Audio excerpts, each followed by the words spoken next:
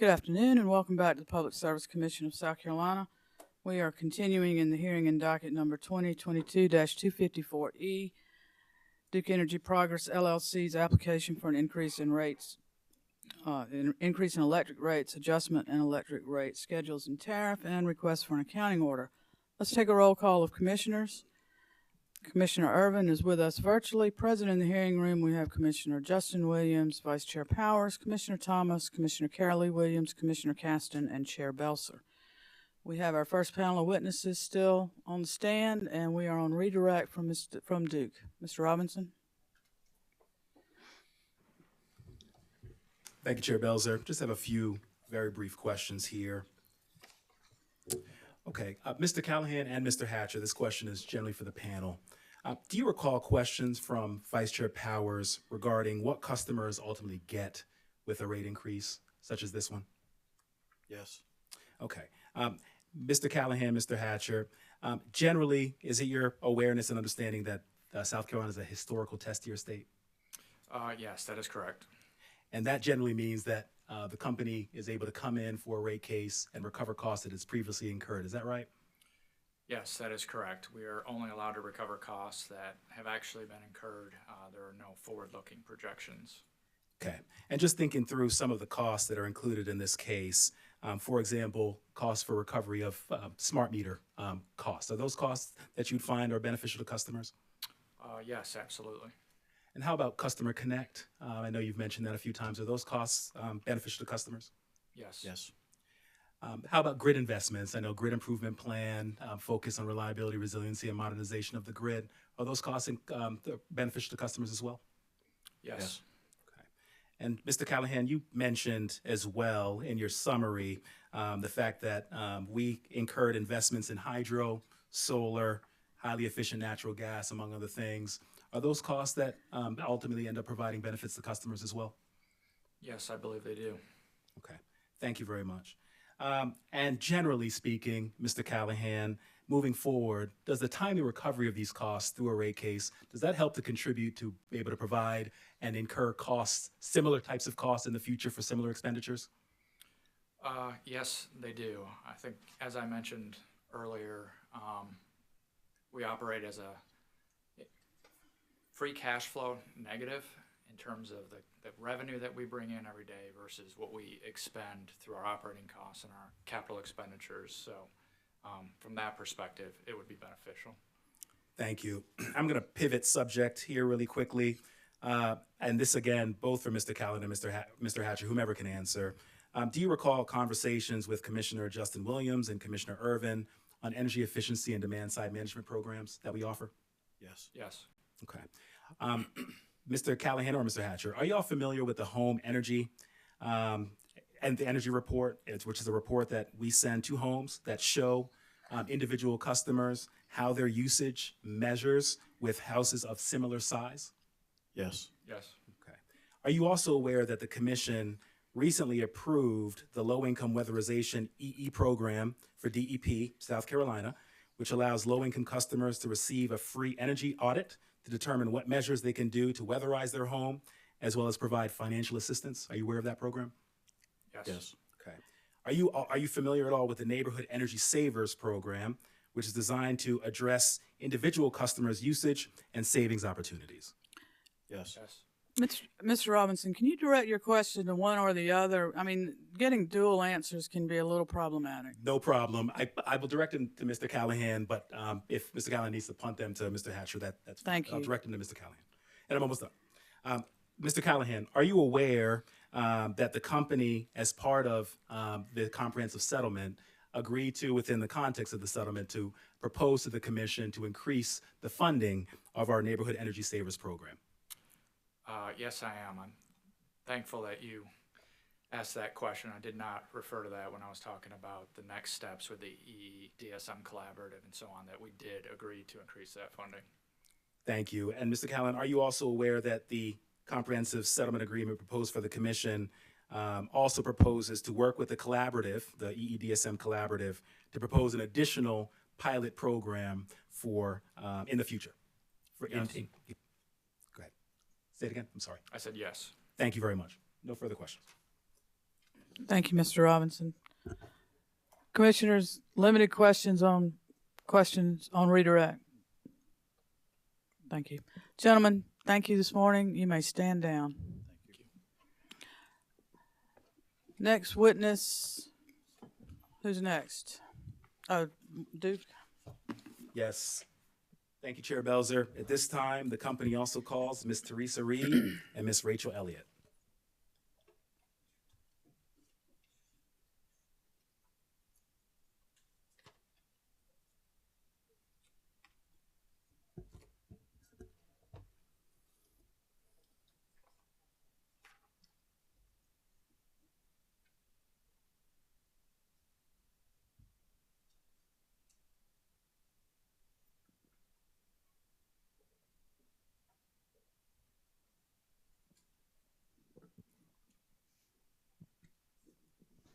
Good afternoon. I'm going to swear you in real quick.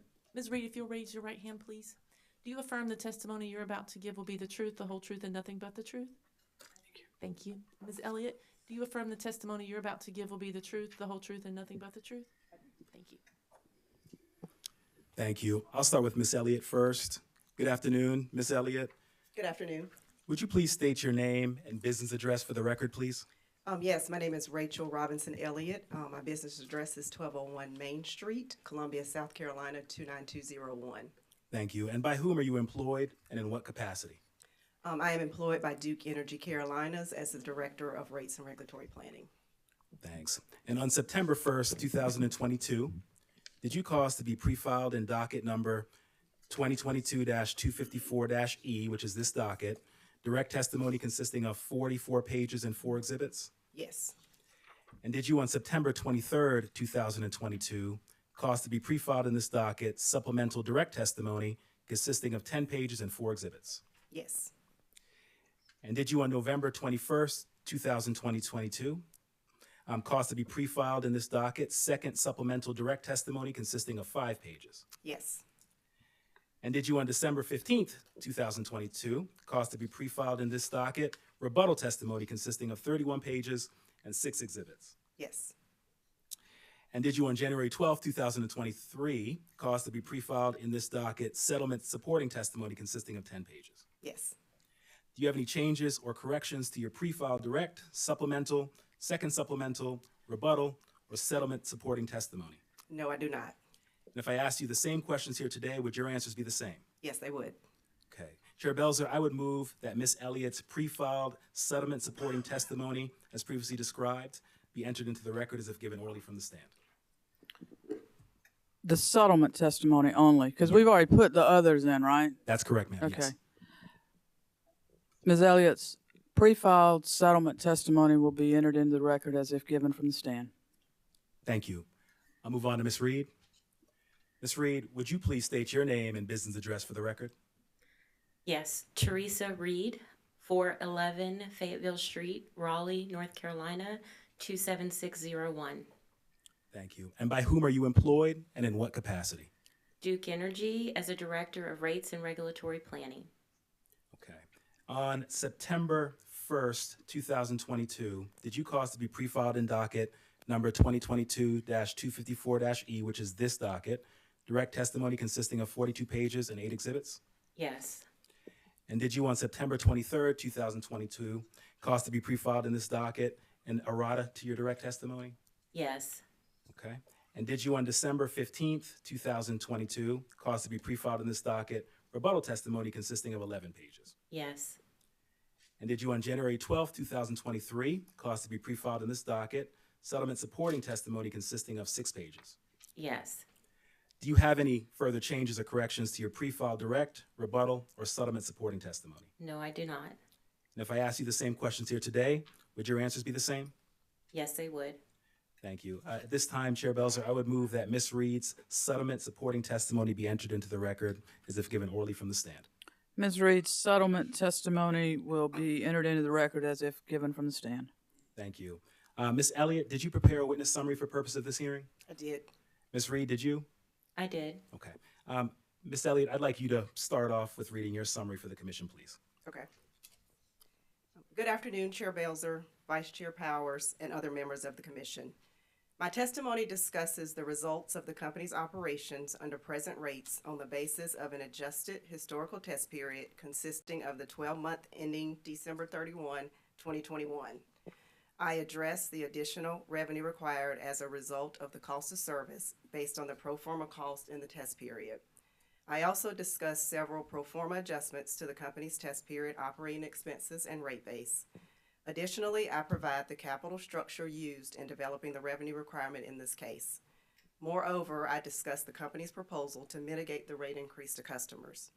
I also explain the company's request for a storm reserve and an accounting order to allow for the continuation of regulatory asset treatment for coal ash basin closure compliance costs and grid improvement plan investments, and to reclassify costs relating to the early retired Roxboro wastewater treatment plant included in its application. On January 12, 2023, I filed settlement testimony supporting Attachment A to the Comprehensive Settlement Agreement and explaining that all parties achieved a compromise covering all issues in this case that, subject to the Commission's approval, would permit the company to adjust its South Carolina retail base rates and tariffs to produce an additional sales revenue of approximately $52.3 million, effective April 1, 2023, based on a capital structure of 52.43% equity, 47.57% debt, a cost of debt rate of 3.77%, and a return on common equity of 9.6%, resulting in a total rate of return of approximately 6.83%.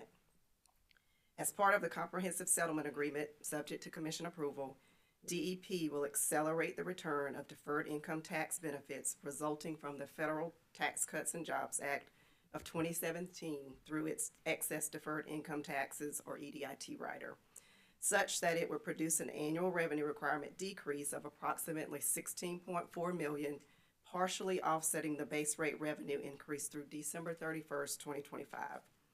Accordingly, if approved by the Commission, the net revenue effective April 1, 2023 would be approximately $35.9 million, or an approximate 5.8% average increase above current rates for customers. Attachment A, which consists of settlement versions of 3 exhibits included with my direct testimony and prepared under my direct supervision or control, provides the details supporting these calculations. Company witness Teresa Reed will explain how the proposed increase in revenues supported by my testimony and Attachment A translates to customer bill impacts. The increase in the revenue requirement supported in my settlement testimony captures or compares to the company's original request in this proceeding for an increase of approximately $89 million based on a proposed capital structure of 53% equity and 47% debt and a return on common equity of 10.2%, resulting in a total rate of return of approximately 7.15%.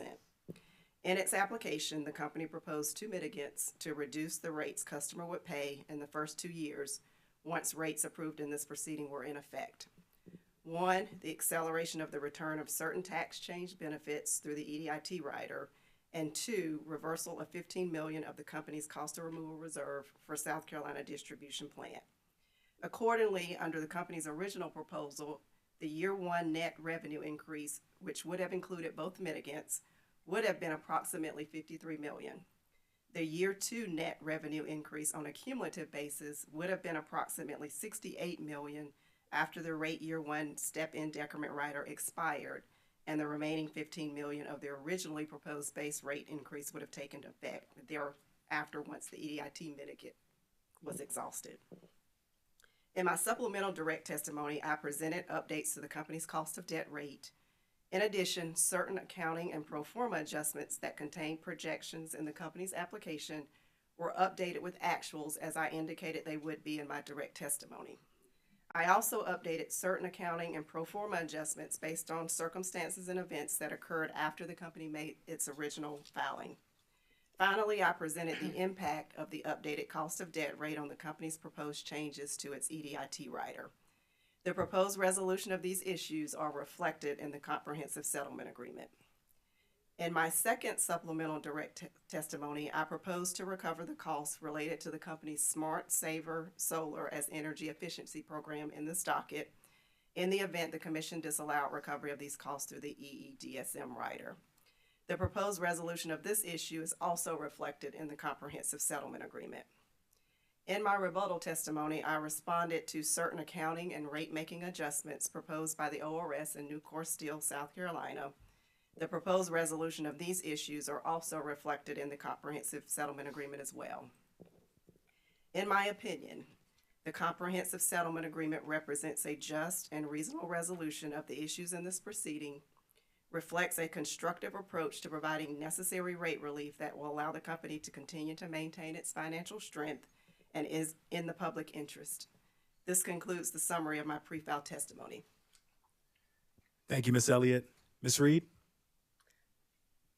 Good afternoon, Chairwoman Belser and members of the Commission. My settlement testimony provides updates to Read Direct Exhibit 4, Read Direct Exhibit 3, Read Direct Exhibit 5, and Read Direct Exhibit 7 to reflect the settlement agreement dated January 12, 2023 between the company and the South Carolina Department of Consumer Affairs, the United States Department of Defense, and all other federal executive agencies, South Carolina Small Business Chamber of Commerce, Nucor Steel, South Carolina Coastal Conservation League, Southern Alliance for Clean Energy, Volt Solar, Sierra Club, Walmart Inc., the South Carolina Energy Users Committee, and the South Carolina Office of Regulatory Staff.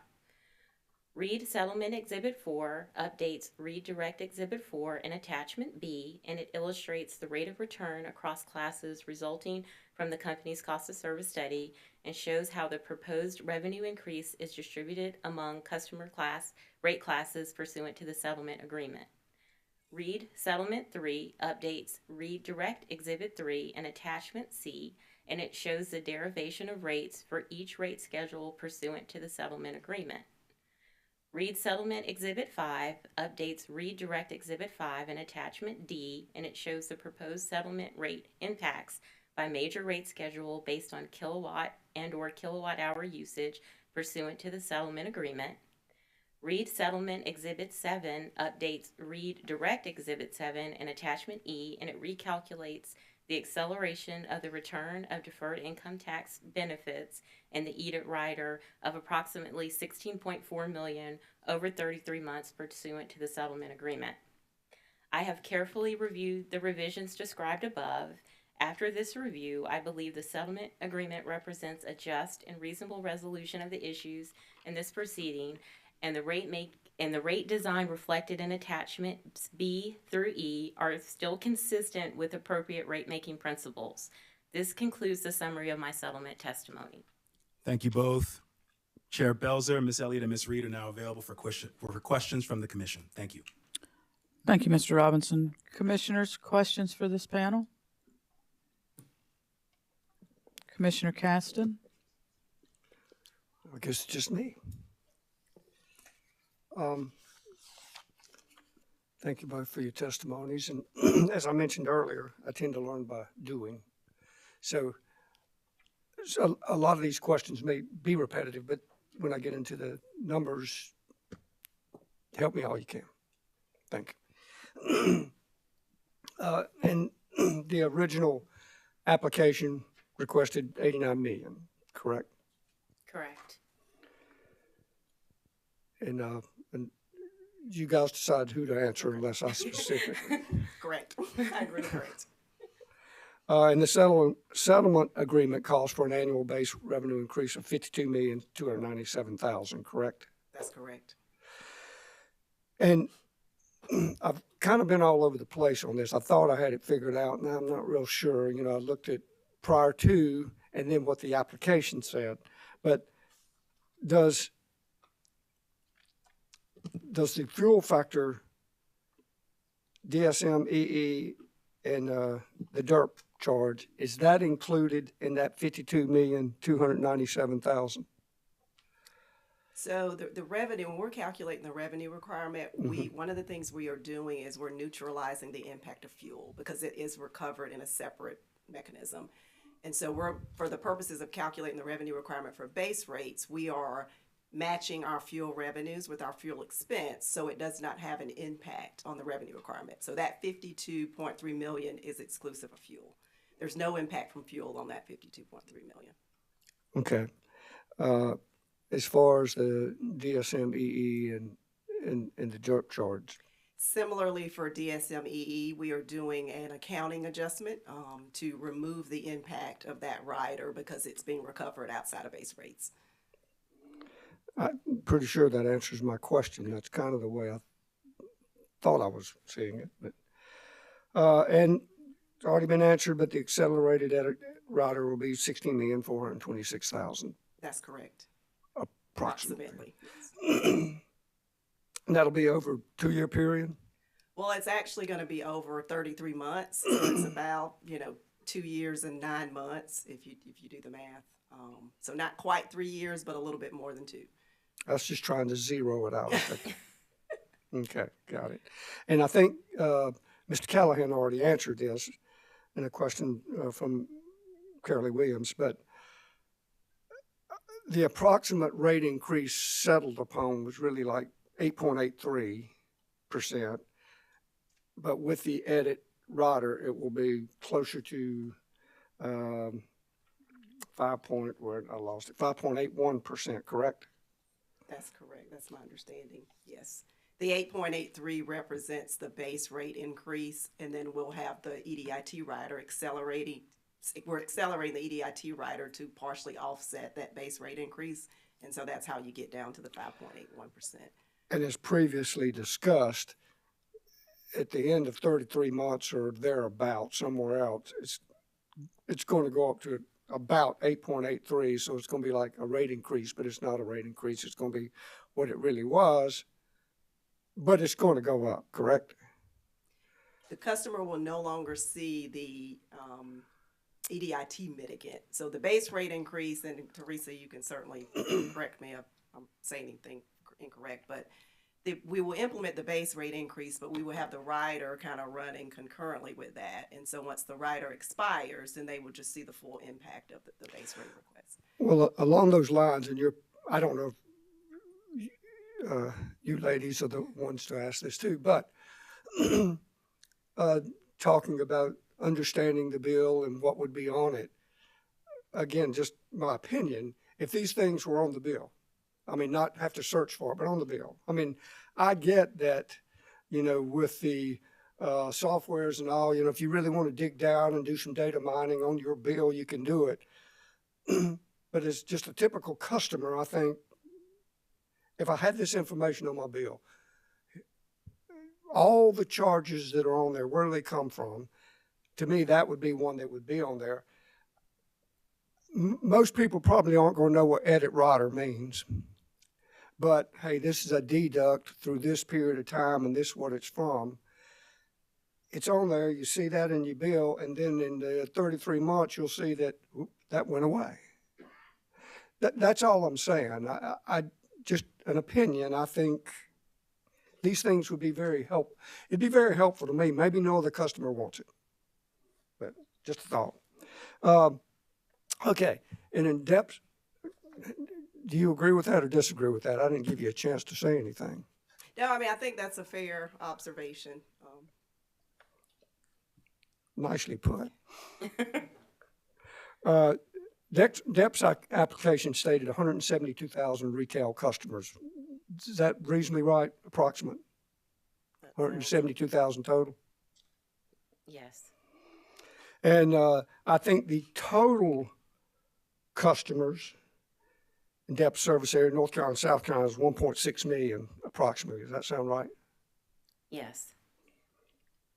And when I did the math, that gave me about 1.428 million customers in North Carolina. Yes. Sure you want to trust my math? I'd probably check that. Subject to check. I think it's right. And Mr. Callahan, I think earlier, in a response to Ms. Carolee Williams, mentioned that DEP has filed a request for a rate increase in North Carolina. Do you know what that amount of revenue request is? I do. It's a multi-year rate plan, and over the 3 years, it's 625 million Over 3 years? over 3 years, and different amounts phasing in over those 3 years.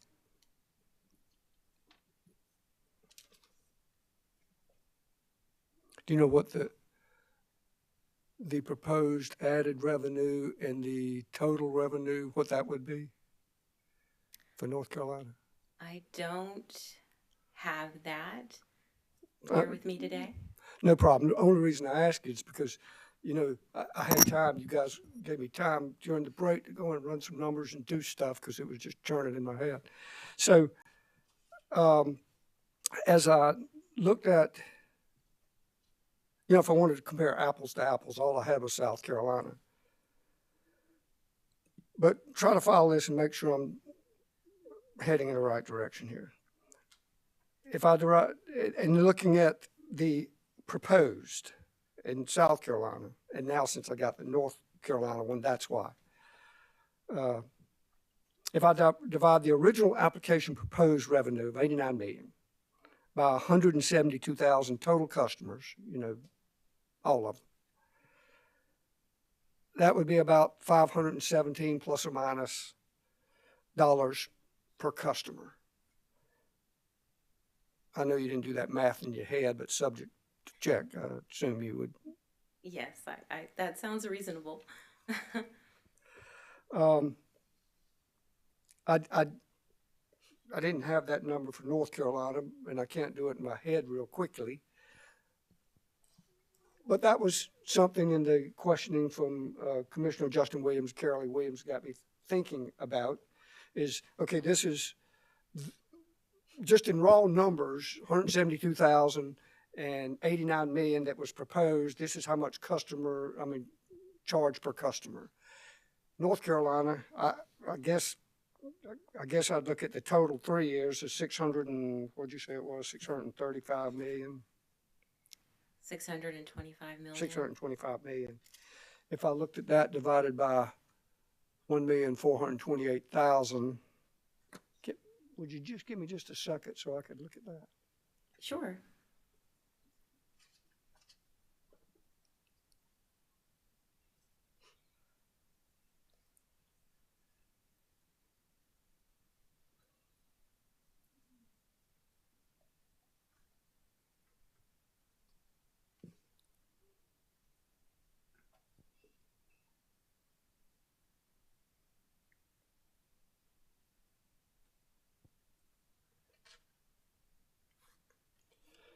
Wish you had your calculator, because I know that number's not right, and I don't want to hold you guys up anymore.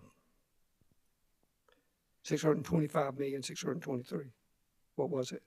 625 million.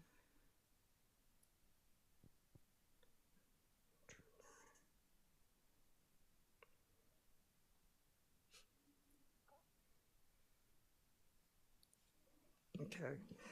If I did it right, which I think I did it right, that came out to about, I don't know, $437 per customer. I think it's right, but I don't know. But if it is right, seeing I just did that sitting here, the first thought that came to my mind was, okay, in South Carolina, it's 517 if I did those numbers right, and that's 437. I was just kind of curious if those numbers are right, what would be the difference? What would account for the difference, assuming I did that math right? Anything come to mind or any idea? Nothing comes to mind off the top of my head, Commissioner. As far as allocation, because I think that was mentioned by one of the commissioners, I can't recall. As far as the cost for North Carolina and South Carolina customers, are the allocations, you know, all things equal, the same, or is there any difference in cost allocation with the South Carolina customers over the North Carolina customers, or anything different? I think the issue is that we're not the witness for cost allocation. So witness Hager is the cost of service witness from, I believe, both South Carolina and North Carolina, and would probably be a better witness to answer the allocation question. My part picks up after we get the revenue requirement and I design the rate. I understand, and I appreciate that. Thank you. You're welcome.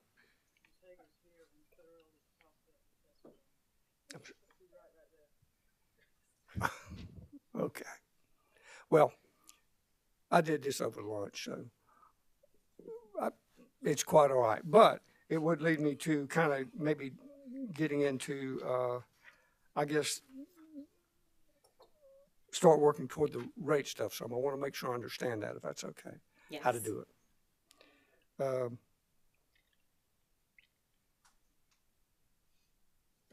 Oh, could I ask you this too? If you did, if you're the one that did this, I think so. I think I got this from one of your exhibits. You had something with the total number of residential bills. Do you remember that table or chart or something? Yes. And I think it was 1,670,424 total residential bills, and I divided that by 12, come up with like 139,202 monthly residential bills. Does that sound That sounds about right? About right. Okay.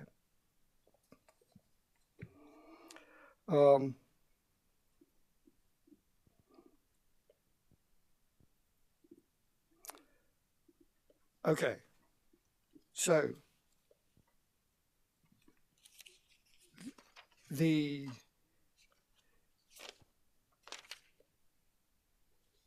base facility charge, $11.78.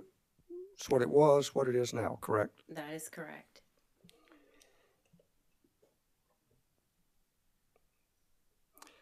And I use 1225 kilowatt hours. Doesn't matter. We can use 1,000 multiplied. I don't care. Okay. But I guess before this application, and I just don't recall if that was covered in the settlement, it seems like, and correct me if I got this backwards, I think it was the EEDSM factor, which, what was that number? I think that was included in the energy charge, which at that time was 0.12 something another times kilowatt hour. Is that correct? That is correct. Now, in this rate case, is it separated out? It's included in it, but it's separated out. You just have to know to add it back in. Is that correct? Am I understanding that correctly? So yes and no. So in our exhibit, I believe it's Read Exhibit 3 in the settlement, Read Exhibit 3, we have shown it both ways, one inclusive of the riders and one exclusive of the riders.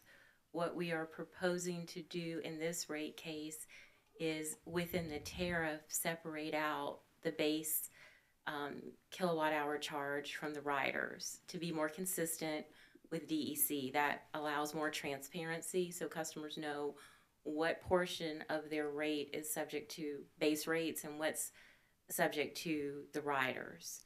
We have proposed a summary of riders to add all the riders up to show customers what that total summary is so they can add the summary plus the tariff to determine what the total rate is.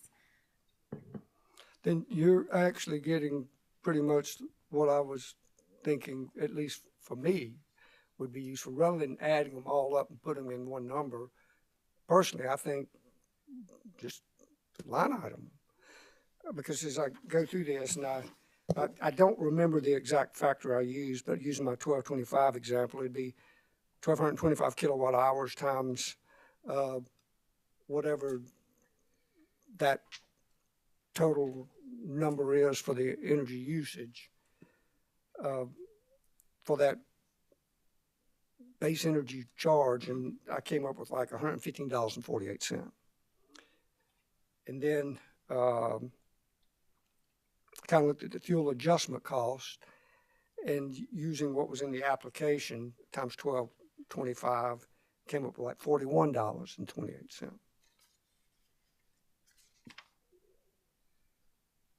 And the edit rider, using, I think, the number from your settlement in 1225, I think I came up with like negative or subtracting $7.07. Do any of these things sound reasonable to you? Or That sounds reasonable. and the step-in rider went away. So I had the bill without fuel adjustment costs, the DERP charge, which is $1 a month, and that's by statute, correct? Correct. DSM EE rider would be 1178 plus 115.48 minus 7.07, and I came up with 120.19. And then after doing all that, when I looked at the fuel adjustment charge, the DERP charge, the DSM EE rider, be $41.28 plus $7.07 equaled whatever it equaled. 57.41. And then I add those back and to the 120, and I came up with a bill of 177.60.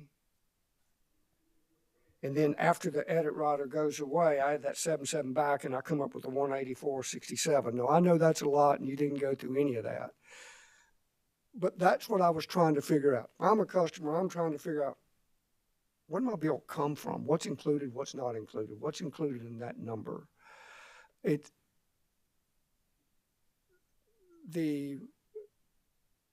I guess, fuel adjustment, DSM, EE, and those kind of charges, if you don't know they're there, you don't know they're included in your overall cost. And that this rate hearing really doesn't cover all those. Those are separate hearings. Is that a correct statement? That is a correct statement. All right, I know I just kind of muddled through that and blew through that quickly. I just kind of wanted to understand if the methodology or at least the thinking is right. I don't expect you to say the numbers are because I think the methodology is accurate. I just would say that for fuel, we always reset the base rate every year, every time we get a new fuel rate. So that would never be separated out in South Carolina. It would always be rolled in. But certainly DSMEE and the EDIT rider, I can see your point about transparency on the bill and customers maybe not understanding our bills once they look at them. So your point is well taken. right, and the fuel adjustment, it can go up or it can go down. That is It true. was same, actually, I think same with the DSM and EE, correct? Yes. 'Cause it,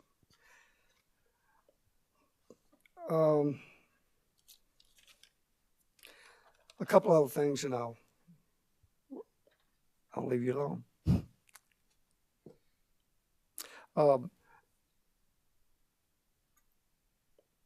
The DSM EE factor in effect, say prior to January 1st, 2023, was, and you may not remember the exact number, but I think according to the application information was 0.00829 per kilowatt hour. Kind of That sounds about right Close. from what I can recall. Now, January 1st, 2023, that was adjusted up, or I assume it was, to 0.01235, which is about 49% increase. That would, as far as the numbers, I guess, in the, I'm trying to think how to say this.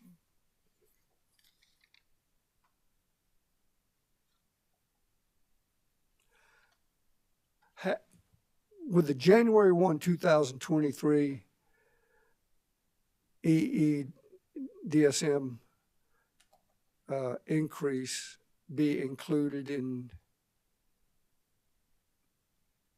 I guess the settlement numbers of that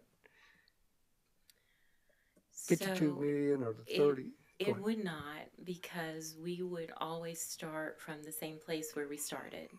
So what we filed, we would make sure that we're consistent so that we're not capturing a change in a rider in the amounts or percentages that you see. So it's the same. Okay.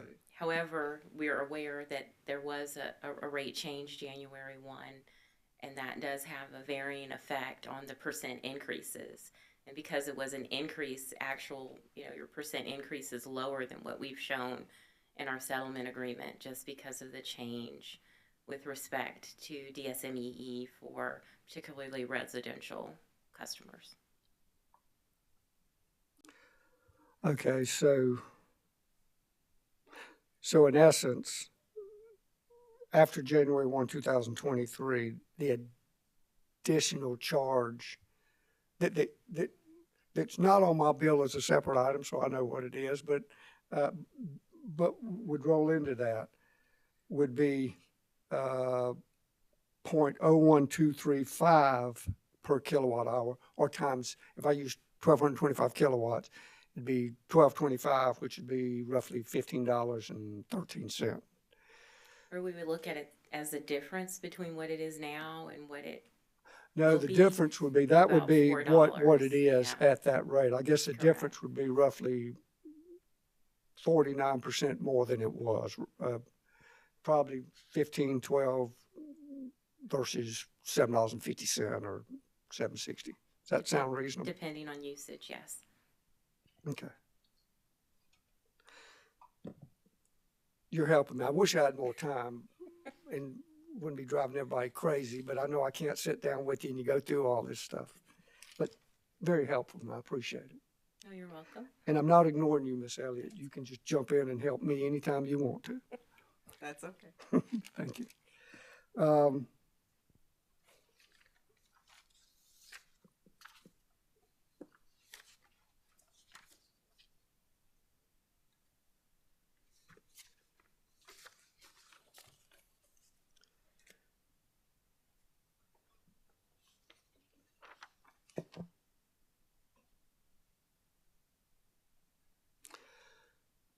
I really have so many more questions, but I'm just not going to do this to everybody because it'd be just something for me, and it probably wouldn't help anybody else. But you guys have been very helpful.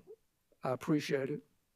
And Madam Chair, I have no more questions at this point.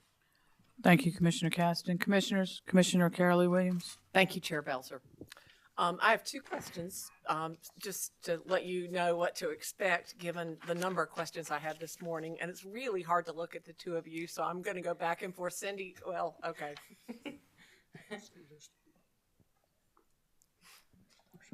Just stay still, okay?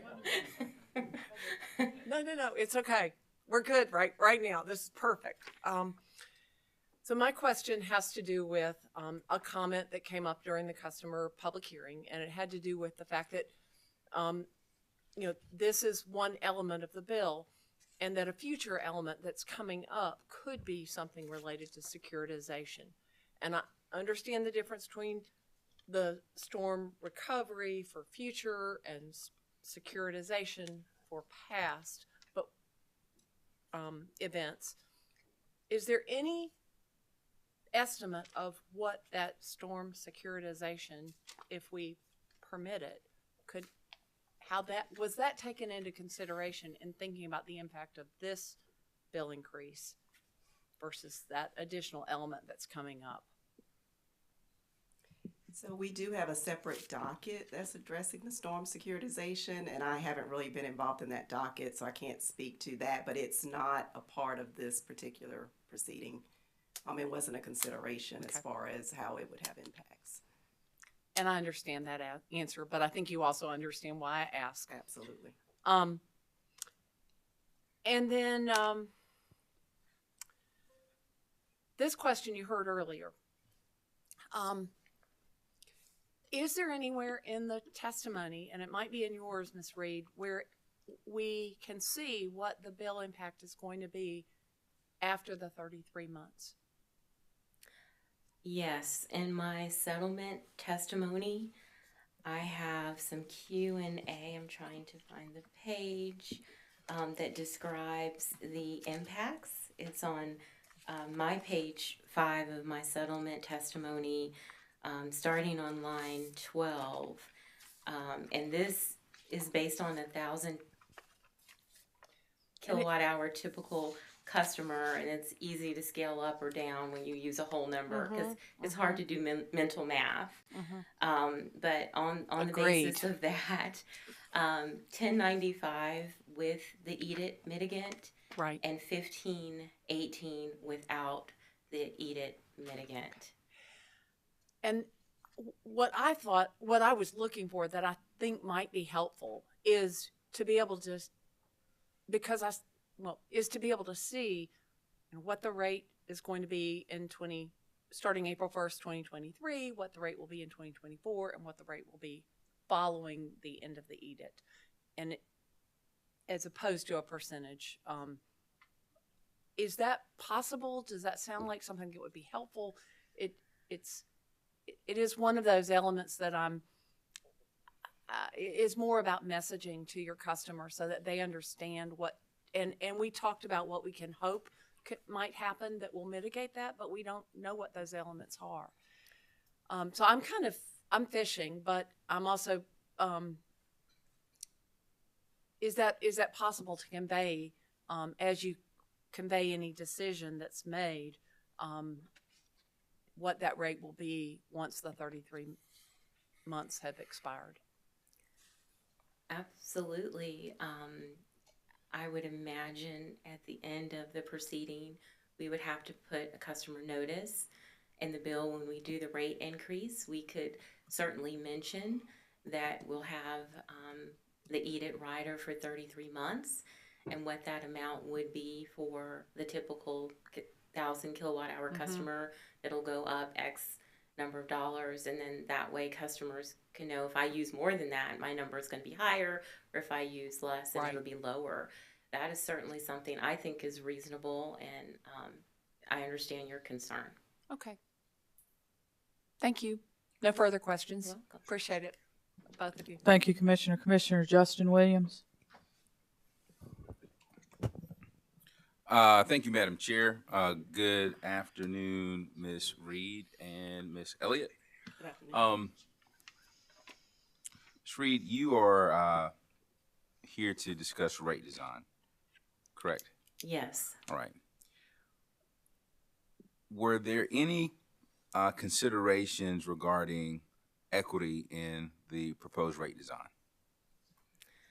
In the rate design, we do not stratify customer data by income or other characteristics. We look at the total amount. Now, within rate classes, we look at interclass subsidies, but not within, let's say, the residential class. We don't stratify customers by income level and determine, percent increases based on equity. It's a more broader, bigger picture to be fair to all customers, if that answers your question. I think so. I think the answer is no. Right? Yes, I think so. Right. Are you familiar with any rate designs that include equity considerations? I am. Just tell me about them. In North Carolina, for Duke Energy Progress, we are proposing a customer assistance program and a customer assistance recovery rider. So that would give customers who qualify based on certain criteria, income, etc., the ability to have a credit on their bill for, I believe we proposed, I think it's $42. Don't hold me to that because I'm not the witness on that, but that's what I recall. And so that would help customers monthly with that monthly credit for those who qualify. So that is something that we are proposing in North Carolina, and then recovering that from all customers through either a per kilowatt hour charge or a per customer charge. Okay. Thank you for sharing that with me. I'm not so much so interested in why you're doing that in North Carolina as much as I am interested in the theory that supports including equity in rate design. So rate design is still consistent with how we've done it in South Carolina. So we have done it exactly the same. The only element to that is the additional, the proposal for the additional rider to assist customers. So the rate design process hasn't changed in North Carolina either relative to that proposal. Right. I understand that. My question, though, to you is, what support is there from a theoretical standpoint? Why would it be important to even consider equity in rate design?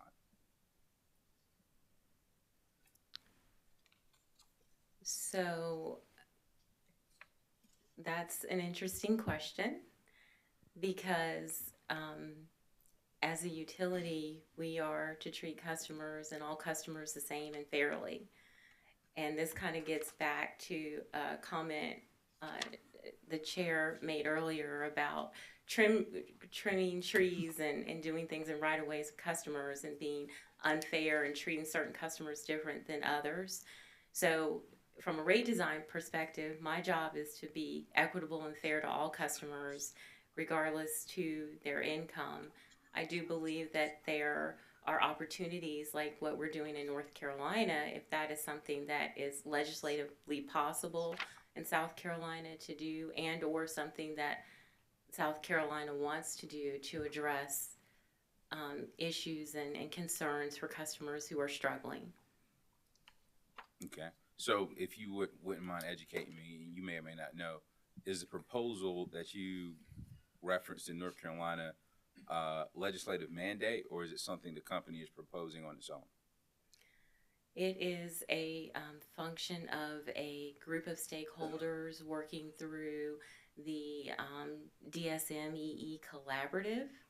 They have come together and have developed this proposal, and that stemmed from an order from the commission in our last rate case to consider a lot of different options for customers. So we had a low-income collaborative that was a result of a commission order at our last rate case in North Carolina. And from that group and that collaborative, I believe that idea stemmed from that group.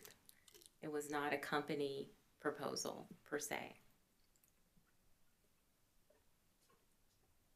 Okay, just if you would just give me a moment. My wheels are turning as I try to digest your answer.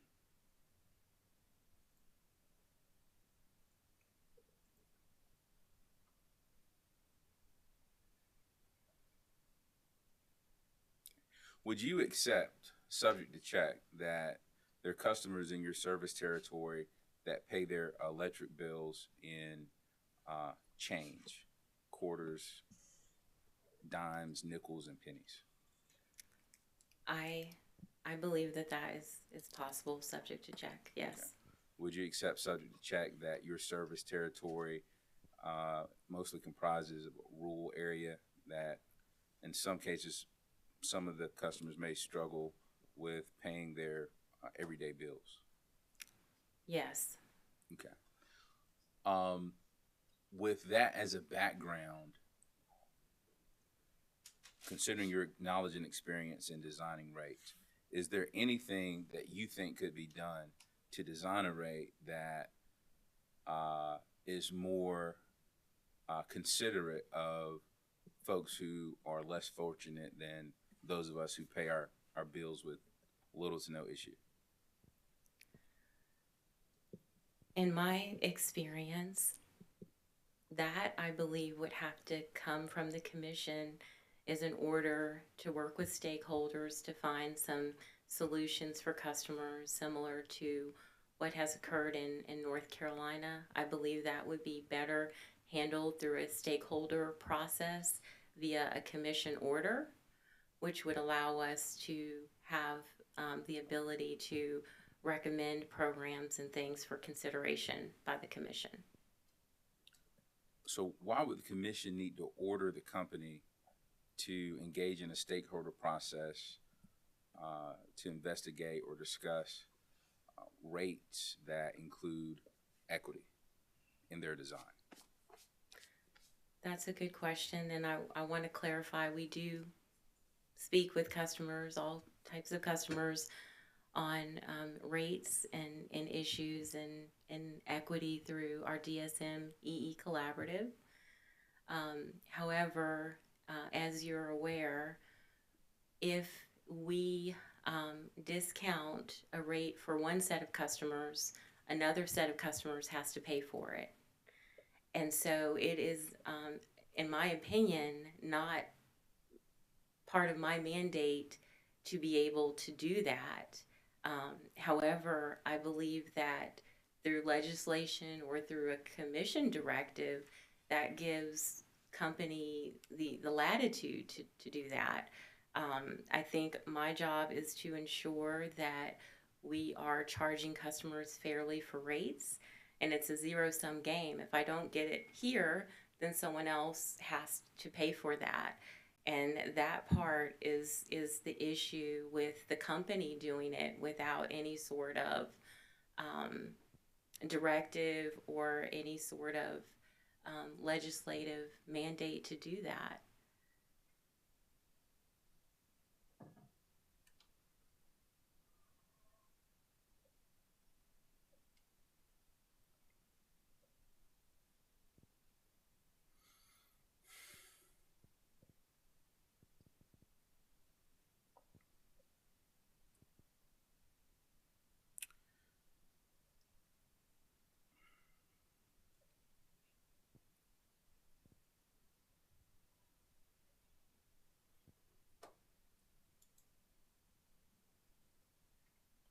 In your experience, are you aware of the company making proposals to the commission, whether there be rate design or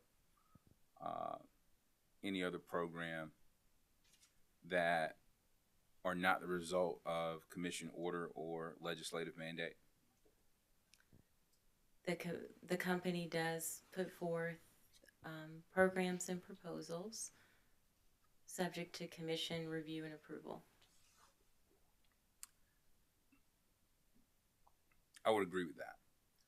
So what I'm trying to understand is, how is it that the company can put forth proposals for programs and the like, initiatives in certain areas, without commission order or legislative mandate, but in order to put forth a proposal that considers equity and rate design in a service territory that the company knows is poverty-stricken, rural,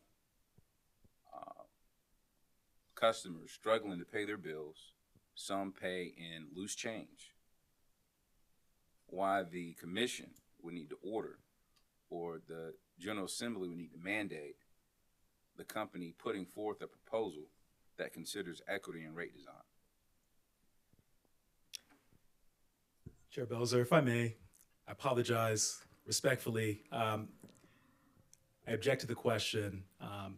Both witnesses have said a few times that they've tried to respond to that question. Both witnesses are not policy witnesses in this particular case. They're here to describe the revenue requirement and rate design. And I think as a result of the dialogue here today, I think both witnesses have been able to describe it and explain as best as they can.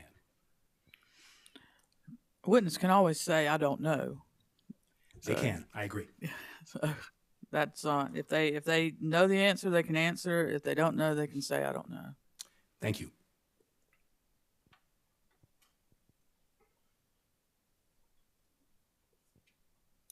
Ms. Reed, I'm still waiting on an answer. I don't know.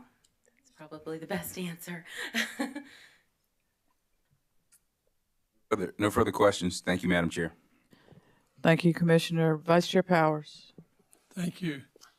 Ms. Elliott, just one question. We talked about an increase in revenue. Did we say 68 million, 67 million? How much was it? So in our initial proposal, we had the $89.2 million increase, but we had proposed two mitigants. And that would phase in the rate over 2 years. So that 68 million that I mentioned was going to be the year two increase, Okay. cumulative. And how much does that increase the profit of the company? What percentage of that would be profit? Well, that represents the recovery of our operating costs, which, when I say operating costs, I mean your operations and maintenance expense, your depreciation, your property taxes, but it also includes a cost of capital component, and that cost of capital component is to cover our interest expense for our cost of debt from our debt holders, as well as to offer a reasonable return on the equity side for the shareholders. Okay. So you can't tell me how much of that would be profit or reasonable return, as you call it.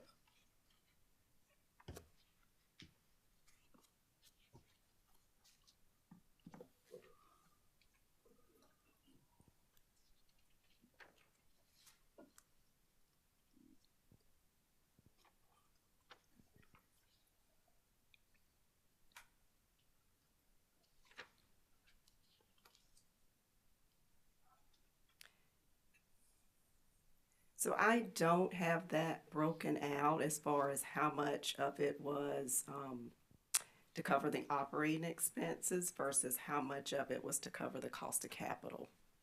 Okay. Thank you, ma'am. Commissioners, further questions? Ms. Reed, good afternoon. I'm looking at Settlement Exhibit 3. Do you have that? It's attached to the settlement agreement, but it's Reed Exhibit 3. I do. Okay. And I let's just look at residential service schedule RES. It's the first one. It's residential. And one thing, the company is changing summer months and non-summer months. They're changing the breakdown, are they not, or proposing to? Yes. Okay. And looking, can you explain the middle columns, the 5 middle columns with the rates in it, if you would? Tell me. Yes, I can do that. So what's labeled as column B, that is the rates, the current rates with the riders as of 9/1/2022. So that would include EDIT, DSM, EE, fuel, and base. And that's included in the energy charge? It is included in Okay. energy charge on the tariff currently. And then the next column? Column C, we have proposed some new time of use windows based on just changes in system use. And so column C attempts to identify what the rate would be in the current 9/1 environment, but with the new design. So customers have a baseline to compare. And that time of use is actually the summer months versus non-summer months. Is that correct? For that schedule? Correct. That is There are other time of use. variations. Thank you. Yes. Okay. Column D is the proposed rate with the embedded rider. So that would just be what the rate would be with everything in there. And then column E just removes the embedded riders. So looking at that RES schedule, the energy charge for summer under the settlement would be 0.12999. Is that correct? Yes. And what was in the application was 0.13898. Is that correct? Yes. So the settlement results in a decrease in the energy charge on the residential, just this one schedule, of what, 0.899? Does that sound right? That sounds right. Subject to check. Subject to check. Just shy of 1 cent per kilowatt Yes. Is that right? Okay. And there's different energy charges for different schedules. That energy charge in the settlement of just the energy charge of 0.1299, that's not consistent throughout, correct? That is correct. And the different energy charges are calculated through the cost of service study and the allocation.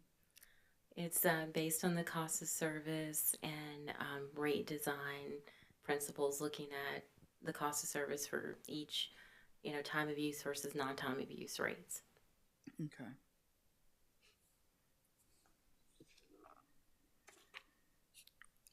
I didn't realize that until this rate case that traffic signals had their own rate category. Who pays that? Is that a municipal charge, or is it, who pays for the traffic signals? We probably do through taxes, but it is the municipal. Who's billed for them? It's the municipal governments Okay. that pay for that, or the Department of Transportation. Okay, I was just curious. Thank you very much, Ms. Reed. You're Ms. Elliott. You're off the hook for me. Thank you. Commissioners, further questions? Commissioner Caston. One, if I may, one question I actually meant to ask earlier, and I'm not sure which one of you, but on this migration, when I was reading that, I know what migration is, but I wasn't certain what it is. It's about $950, about $1 million, correct? Of the migration, I don't know if I'd call it a charge. Adjustment. As I understand that, if I understood it, in that 52 million, however many it was, because of these new rate opportunities for customers, so they can kind of pick their rate to help reduce their cost, is this where the company is anticipating X number of customers will do this, or looking at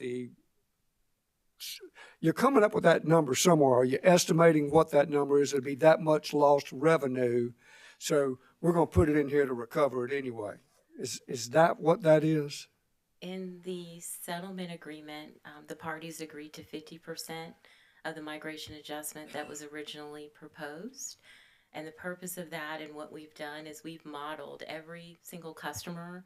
We've ran the engine to calculate their bill under different rate scenarios.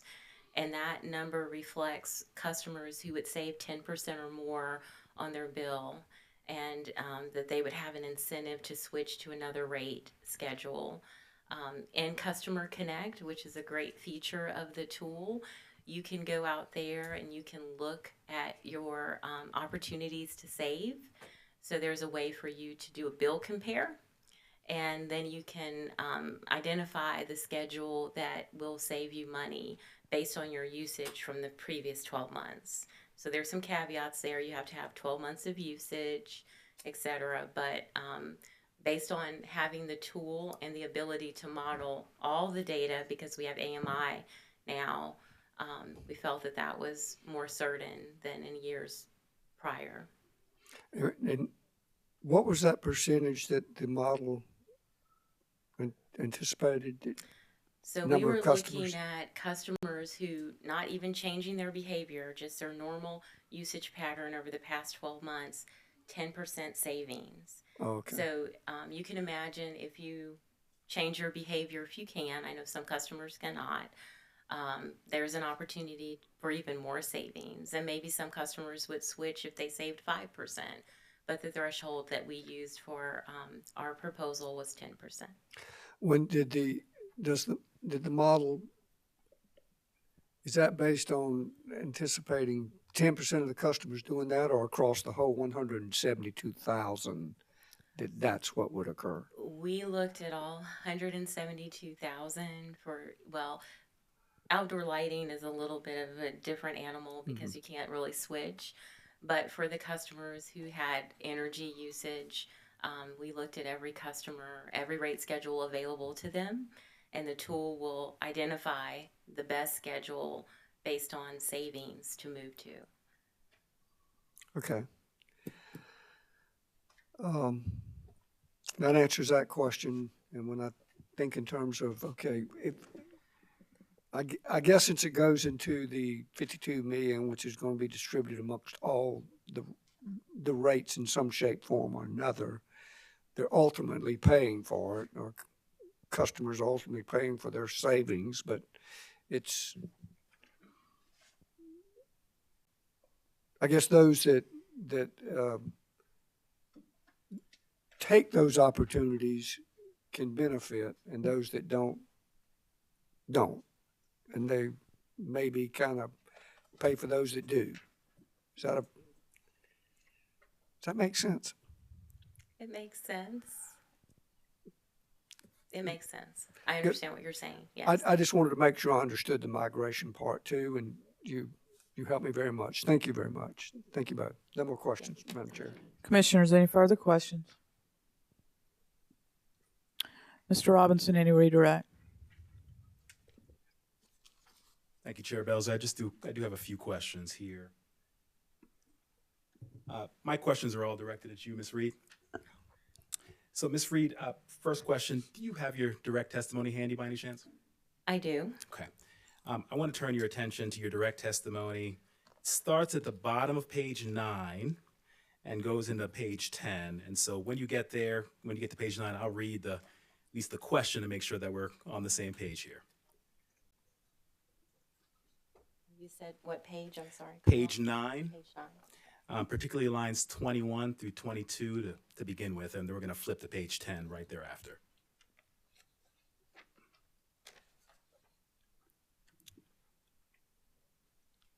Let me know when you're there. I'm here. Okay. And do I have it right that the question on line 21 says, what are DEP's rate design objectives for the rates proposed in this proceeding? This is your direct testimony? I have my direct testimony on page 9. Yes. It's not referring to that statement? No, not on lines 21. It says, please elaborate on how you develop the proposed rates. And right underneath that, is there a line 21 right underneath that, or is it a new question? On the next. Okay. On the next page, maybe we're just off a little bit. Okay. You see the question, though? What are DEP's rate design objectives for the rates proposed in this proceeding? Yes, it's on my page 10. All right, thank you. Can you please read the response there for the record? I can. As discussed by witness Michael Callahan, DEP is requesting a rate increase to recover its cost of providing safe and reliable electric service and to maintain a strong financial position as it remains in a period requiring major capital expenditures. Witness Elliott testified to the additional revenue requirement to recover the company's cost of service. Therefore, an objective of the company's proposed rate design is to achieve the necessary increase in rates to collect the total revenue requirement. In doing so, one of our objectives is to further align the cost to serve customers within our residential, general service, and lighting rate schedules.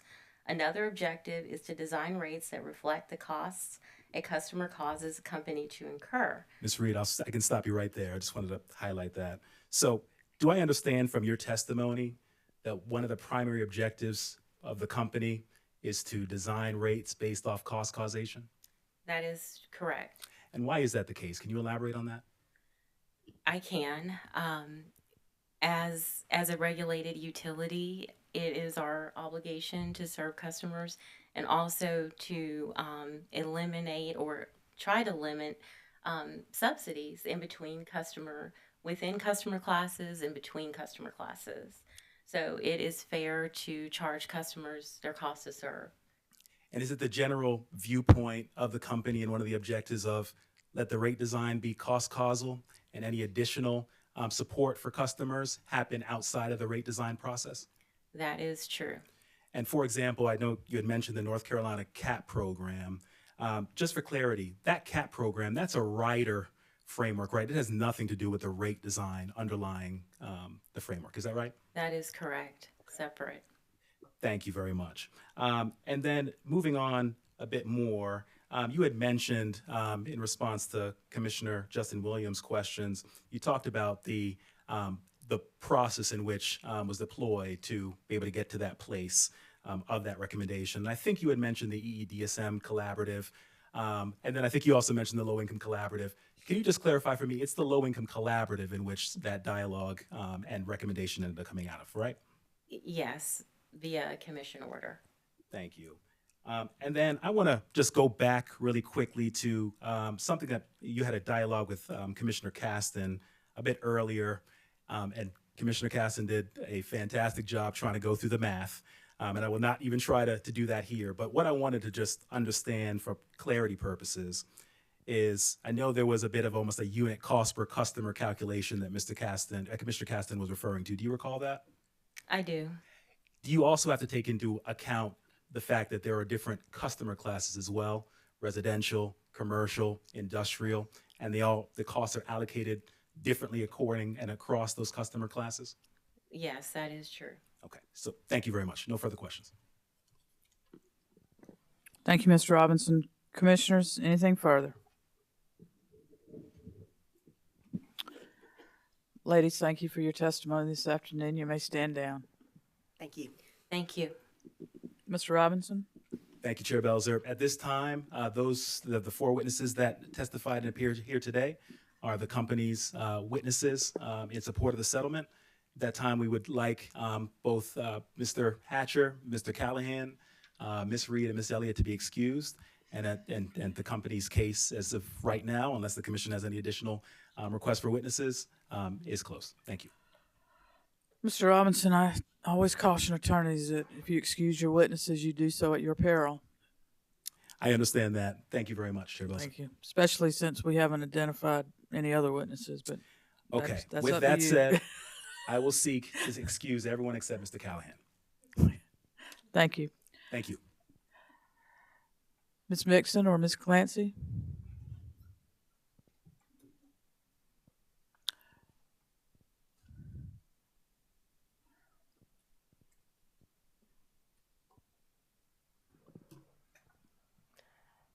Okay, thank you, Chair Belzer. CCL Sace and Vote Solar would call Jim Gravatt to the stand. Thank you. Mr. Gravatt, are you on? There you are. Good afternoon. Good afternoon. Mr. Gravatt, I'm going to ask you to state your name, please. My name is Jim Gravatt. And would you raise your right hand and let me administer the oath? Do you solemnly affirm the testimony you're about to give will be the truth, the whole truth, and nothing but the truth? I do. Thank you. Thank you. Can you please state your full name for the record again? It's Jim Gravatt. And by whom are you employed and in what capacity? I'm employed by Energy Futures Group, and I am a managing consultant. Thank you. Mr. Gravatt, did you cause to be pre-filed in this docket on December 1st, 2022, direct testimony consisting of 37 pages? Yes. Do you have any changes or corrections to your pre-filed direct testimony at this time? No. And if the questions put to you in your direct testimony were asked of you at the hearing today, would your answers be the same? It would. And did you also attach to your direct testimony one exhibit identified as Exhibit JG1?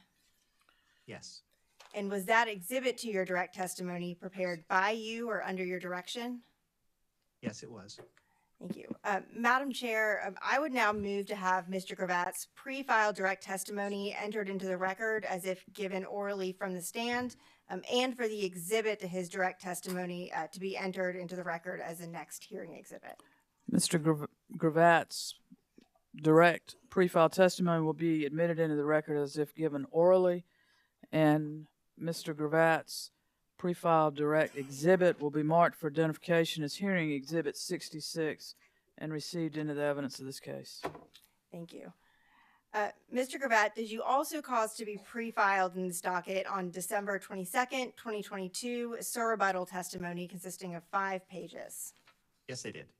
And do you have any changes or corrections to your pre-filed surrebuttal testimony at this time? No. And if the questions put to you in your surrebuttal testimony were asked of you at the hearing today, would your answers be the same? They would. Madam Chair, I would now move to have Mr. Gravatt's pre-filed surrebuttal testimony entered into the record as if given orally from the stand. Mr. Gravat's pre-filed surrebuttal testimony will be admitted into the record as if given orally from the stand. Thank you. One more. Mr. Gravat, did you also cause to be pre-filed in this docket on January 12th, 2023, a settlement testimony consisting of 7 pages? Yes. And do you have any changes or corrections to your pre-filed settlement testimony at this time? No. And if the questions put to you in your settlement testimony were asked of you at the hearing today, would your answers be the same? Yes. Madam Chair, I would move to have Mr. Gravat's pre-filed settlement testimony entered into the record as if given orally from the stand. Mr. Gravat's pre-filed settlement testimony will be admitted into the record as if given orally from the stand. And Mr. Gravat, did you prepare a summary of your testimony? Yes, I did. And would you please read your summary to the commission? I'd be very happy to. Thank you. Chair Belzer, members of the commission, really pleased to be with you here this afternoon. Appreciate the opportunity. My name is Jim Gravat, and I'm testifying on behalf of CCL, SACE, and Vote Solar in support of the comprehensive settlement. In particular, I offer support for the terms related to the company's commitments towards expanding its income-qualified energy efficiency and demand-side management efforts. As the commission heard at the public hearings over the past month, many of DEP's customers already struggle to afford their electric bills. For customers with extremely high bills, those bills are generally not caused by poor choices like leaving the lights on. They're caused by poor housing quality and old, inefficient equipment. Many customers and their families are forced to choose between paying their electric bill and their own health, safety, and comfort, foregoing buying groceries or medications, living in uncomfortable or even dangerous conditions by avoiding turning the heat on or using the air conditioner when it's very hot in summer. With this understanding, my direct testimony recommended that the company significantly increase its investment in energy efficiency for its most vulnerable customers as a condition of its proposed rate increase. I observed that the current budget for the company's Neighborhood Energy Savers program, the only income-qualified program the company currently implements in South Carolina, makes up just 4.1% of the company's total budget for its residential behavioral and conservation programs. Meanwhile, in the counties DEP serves, there are over 50,000 households living below the federal poverty level. And that's just below the federal poverty level. There are actually many more who are eligible for low-income programs. For these households, their electric bills are a staggering 18 to 27% of their income. CCL, SACE, and Vote Solar are pleased that under the settlement agreement, the company has agreed to several terms that represent a promising step towards making the company's investment in energy efficiency programs more reflective of the needs of its low-income customer population. First, the company has agreed to propose expanding its annual budget for its income-qualified programs to at least $1 million annually by 2025, with 3/4 of this annual investment allotted to the Enhanced Neighborhood Energy Saver program. This would roughly double the company's investment in income-qualified programs overall and increase its investment in the Enhanced Neighborhood Energy Saver program by about 50%. Second, the company has agreed to work with the EEDSM Collaborative to develop and file for commission approval 2 new efficiency pilot programs. The first, an income-qualified high energy use pilot, would specifically target income-qualified customers with higher than average energy use. And it would install comprehensive building efficiency improvements such as high-efficiency heat pumps, insulation, air sealing, and duct sealing to provide significant bill savings for participants. Under the second program, a tariffed on-bill program, DEP will provide upfront financing and ongoing maintenance for efficiency improvements like HVAC replacement, insulation, duct replacement, and customers would pay those costs back through a charge on their monthly energy bill, all while seeing a net decrease to their bills. Lastly, the company has agreed to work with the EEDSM Collaborative to develop action plans to facilitate customer participation in the Inflation Reduction Act, such as by helping customers understand which measures qualify for rebates and tax credits. Under the settlement, any proposed change to the company's EEDSM portfolio is ultimately subject to the Commission's review and approval, and all settling parties have an opportunity to review, challenge, support, and raise any issues or legal arguments regarding these programs or initiatives in those future proceedings. And this concludes my summary. Thank you, Mr. Gravat. Mr. Grvat's now available for questions from the commission. Thank you. Commissioners, questions for witness Grvat? Chair Belzer, Commissioner Carolee Williams. thank you.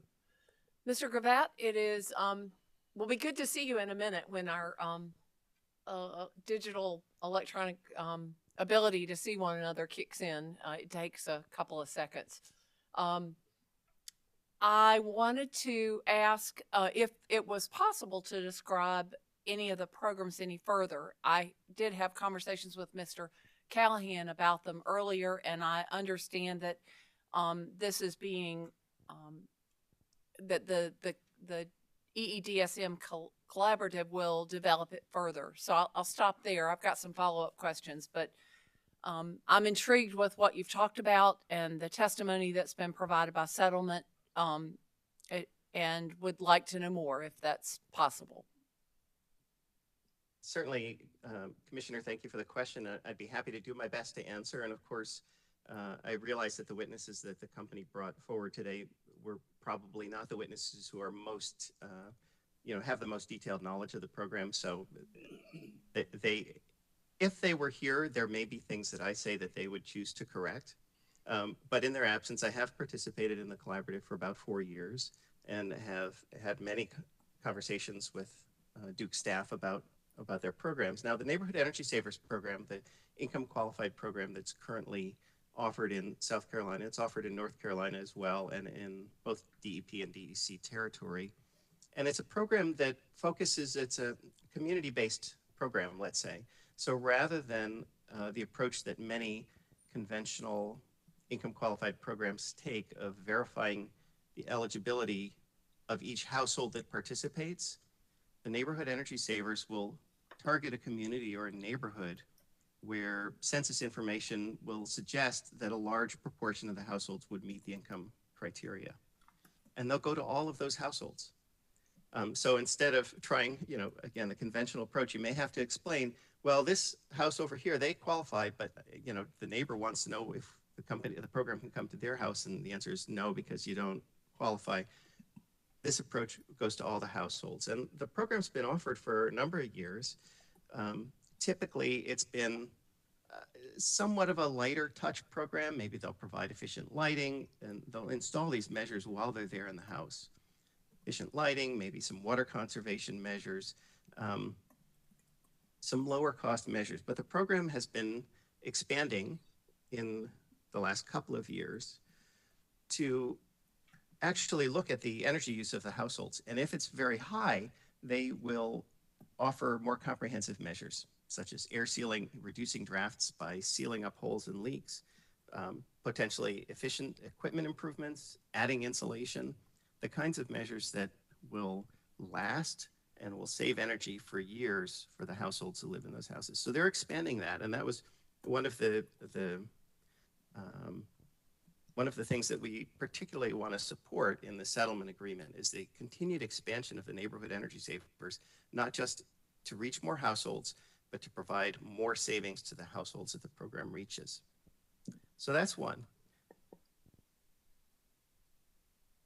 Mr. Grvat, before you move on, would you imagine that that will start with the highest level of poverty as defined by in terms of concentration as defined by us, and I can't remember if you said a census tract or block or neighborhood. Would it be prioritized based on the impact that is likely to be affected? I'm not actually sure the answer to that question. I suspect there are a number of criteria. There are a number of criteria that I would look at if I were managing the program, and those would include greatest need. It would also include communities where this neighborhood approach might be more effective, and that's probably not the rural communities where the houses are a quarter mile apart. So I think there are a number of things that you'd have to look at, but certainly, we favor going after the customers who have the greatest need. If I can use that as a segue to Yes. talk about one of the other conditions of the settlement, there are 2 pilot programs that the company has agreed to propose in South Carolina, which are currently in the works in North Carolina territory. And the first is a targeted high energy use pilot.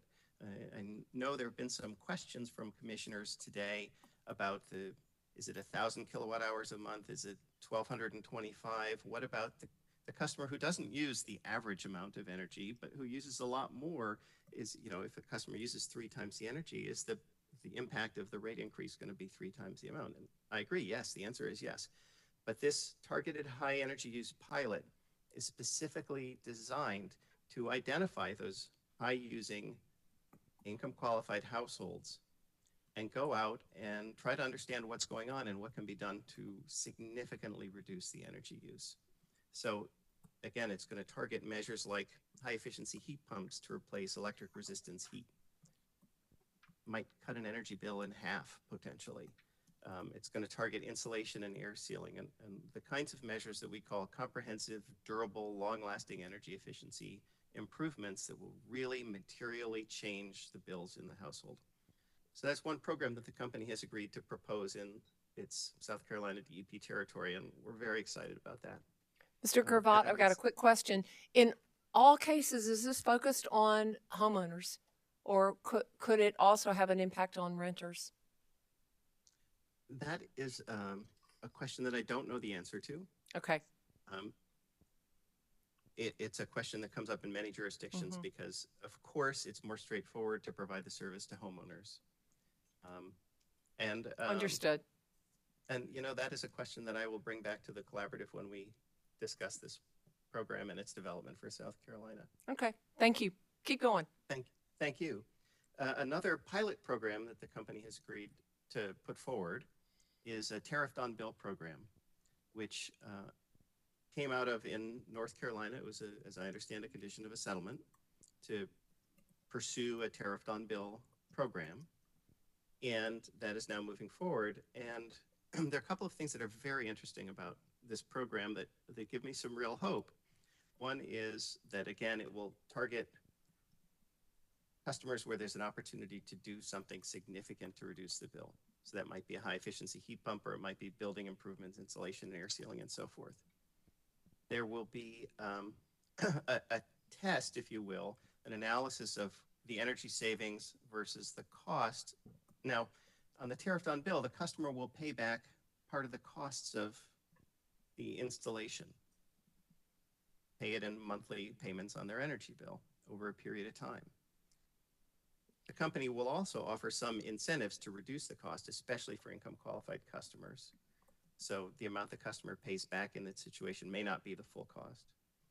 But the analysis will, it'll be a requirement of the program actually, that the energy savings will be greater than the monthly costs on the bill. So there's a net savings. One of the features of this program, and again, it hasn't been proposed yet in South Carolina, so I can only speak about what I know about the North Carolina program.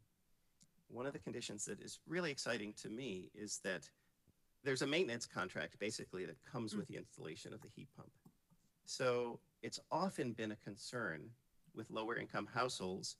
Okay, we're going to save them a lot of money. We're going to put in this fancy, very energy efficient equipment, and then they have no funds to do the maintenance. And so it stops performing. And that's not really doing a service for anyone. So this tariffed on bill includes a service agreement to ensure that the equipment keeps running. So I think this is very exciting, and I'm very optimistic about it.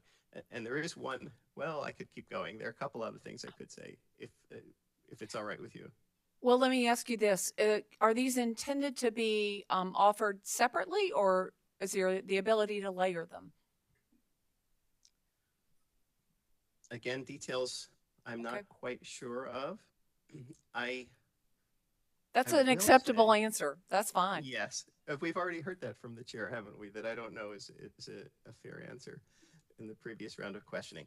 I'm not sure. I have, for many years, I've been either managing or participating in some way in energy efficiency programs or advising others on programs for several decades. And I have always argued that it's in the customer's best interest to make participation as seamless as possible. Mm-hmm. Don't say, oh, well, we've got you in this program, but there's this other program you have to go and apply for. Make it a one-stop shop. So to the extent that that works here, I hope that the company will pursue that. The Thank you next for, segue, yes. the next segue to condition of the settlement is that the company agreed to work with the collaborative to come up with a plan for how to assist its customers access the funds that are going to be available to them through the Inflation Reduction Act. And for income qualified customers, this is what I would call real money. Up to $8,000 to put in a high efficiency cold climate electric heat pump. It may not need to be cold climate, frankly. Sorry about that in South Carolina, but a high efficiency heat pump. If you're below 80% of area median income, 100% of the cost up to $8,000. And what's exciting again about this is we see in some other jurisdictions where utilities who have energy efficiency programs are reluctant to get involved with the IRA rebates because they're like, well, that's a different thing. You know, that's not what we're doing. What makes sense to me and to my clients, and I think to many people who work in this field, is again, if we can make this a one-stop shop kind of approach. So if we have a customer who's making, whose family income is around the federal poverty level, that's not very much money. And there's money available to them through Duke's program. Maybe they can participate in the high energy use program that is going to be proposed as a pilot. Maybe some of the costs of that program can be offset by the IRA rebates, and the customer, the household, can just deal with this as all one program. To me, that is such it's an ideal, it's what we want to see. It's what will make it more possible for more households to participate and receive some of these benefits. So this is something that companies agree to, and again, I think that's very exciting. Thank you. I have about 3 more questions, not nearly as probably as thought-provoking as what you've shared so far. What are the chances that any of these programs could be in place by the time that we finish the 33 months of the EDIT lowering people's bills? So we're looking at the end of 2025. And I realize 2 of the programs you've talked about are pilots and will have, only so much impact initially. I would say the odds are very strong that they could be in place, all of them. The company has agreed to propose budget increases for its income qualified programs to be effective by 2025. So those increases, pending the approval process and the commission's decision there, those funds should be on the street by 2025. The Inflation Reduction Act rebates, the condition of the settlement is that the collaborative and the company will work together to endeavor to have an approach by the time the Inflation Reduction Act rebates are available, which is probably, nobody knows when they're going to be available, but it's later in 23 or sometime in 24 is the likelihood. And the pilots have to be, I believe the condition is that they should be subject to check, proposed as soon as practicable, but no later than the end of 2023. So again, pending the approval process, they could certainly be available in 24, I would think. Okay, thank you. You don't need to look there, but on page 3 of your settlement testimony, I believe you used the term highly electric energy burdened households. And I'm familiar with energy burdened households, but I'm less familiar with that as one statement regarding highly electric. Could you explain that focus? I can try, and I may not have used the term that was most suitable. But what I was trying to get at there is, many households have more than one energy source used in the home. There's electricity plus something else. In some cases, it's natural gas or fuel oil or propane or wood or, probably mostly those. So we're looking at total energy burden. It would be the cost of their electric bills plus the cost of what other energy they have and how that compares with their total household income. I didn't have information about the other energy sources other than electricity. So I was only looking at the impact of electric costs on energy burden. That makes sense.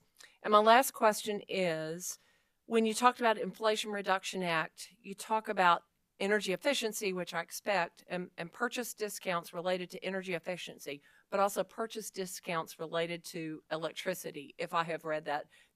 Those are my words, but I think what it said was direct rebates, purchase discounts related, the energy efficiency and electrification. So again, it gets back to that question of electrification. Is that related to EVs? Is it gas versus electricity? What was the thought there? Looking specifically for income qualified or, generally lower income households for the Inflation Reduction Act for the two programs that I'm most familiar with, there's one tier of rebates if you're below 80% of area median, and there's another tier if you're between 80 and 150%. But electrification in those cases, and what I'm looking at is particularly is heating and hot water, cooking, end uses in the home, in the building. There are some provisions about EVs in the Inflation Reduction Act, which frankly I don't have a great deal of familiarity with. Okay. And I think in also as far as it goes, the barriers for lower income households to have electric vehicles is probably a little higher for a variety of reasons, charging stations, the first cost of the vehicle and all of that. But for electrification of end uses within the home, and again, in rural territories. Now, I'm not familiar with the natural gas footprint in DEP South Carolina territory. I lived in Vermont for a long time, and there was only natural gas in a small part of that state, which is a very rural state. And so for many customers, they have propane or fuel oil for their primary heat and or hot water. Those fuels tend to be very expensive, and electrification can be, something that could save those households some money if they're switching from bulk fuels like that. Thank you. That makes a lot of sense, and I appreciate your patience with me and your testimony. No further questions. Thank you. Thank you, Commissioner. Commissioners, further questions for this witness? Madam Chair. Commissioner Urban? Thank you. Mr. Gravett, it's good to have you with us this afternoon. Thank you, sir. Good to be here. One thing that strikes me is that historically, Duke Energy has really led the way in energy efficiency. They're one of the better companies. Maybe, I think at one time they were the best in the nation. Is that your understanding? My understanding is that Duke has long been a leader in the Southeast in terms of their energy efficiency programs. I've had many conversations with Mr. Duff at Duke, and there are other jurisdictions where utilities achieve more savings, and Mr. Duff would say, well, some of that has to do with the rates that are there and the weather and the types of equipment and so forth. There are a lot of reasons, but Duke has been a leader, certainly, in many regards. So, yeah, and I guess the point is that these new programs actually align with their mission, vision, and values in a sense. Isn't that true? Since they have been one of the leading industries in the Southeast to promote energy efficiency. Well, I'm reluctant to comment on how they align with Duke's values. I respectfully would suggest the company be in a better position to answer that question. But I will say that this expansion of the programs that are specifically geared towards their most vulnerable customers, I think is an important addition to their portfolio. I think it's something that we've heard from the company in the collaborative. It's something they're interested in doing, that they would like to do, and I think this provides them an opportunity to do that, which is exciting. It is, and I agree. And it's one of the pieces of this proposed settlement agreement that I think will benefit rural South Carolinians, particularly low-income ratepayers that are struggling during this inflationary period. And so it has tremendous potential. And also, as you pointed out, it has the potential to help middle income and even upper income ratepayers who might want to take advantage of the federal income tax credits that will be available under the IRA. And so we shouldn't overlook them either, because there will be significant investment tax credits available, as you pointed out, in the next few years. Is that right? Absolutely, and I appreciate you pointing that out, sir, because I think it is something that in some of the other jurisdictions where I've had conversations recently, there's been less attention paid to the tax credits, but they're significant, and there's not a limit on how many people can apply for those tax credits. So things that the company can do to increase awareness and encourage its customers who are, in a place where they actually have some tax income that they could receive a credit against. I think it's really important. It's a huge opportunity, and it could really change things for a lot of people. And it really becomes kind of a win-win situation, doesn't it? Because to the extent that we can get more folks using, for example, energy storage in their homes, if they're able to afford a generator, or if they're able to take advantage of EV technology and buy a charger, and that qualifies, it means that customer benefits from the tax credit, and the utility benefits from increased usage, right? Certainly true, and I think it's especially beneficial to the extent that the utility, and I know Duke has been thinking about this for a number of years, about the growth in winter peak, to the extent that they increase the programs that they have to mitigate those winter peaks through both demand management, demand response, and energy efficiency can also help mitigate winter peaks, then the loads can grow, they'll be cleaner, the costs get spread over more kilowatt hours, so that keeps some downward pressure on rates, at least theoretically that can go that way, and the customers benefit. There's a lot of benefits here. But had we not reached this settlement agreement, if we just heard the rate case straight up on its merits, is it fair to say that some of these benefits that you've been talking about would not otherwise be available? This is a compromise, so it's a give and take. You get something for the low and middle income ratepayers through these energy efficiency programs. The company may give up some of their rate increase request, but again, it's designed to be a win-win. Is that your understanding? That's certainly the intent. Well, we appreciate your appearance today, and thank you for your testimony. No further questions, Madam Chair. Thank you, sir.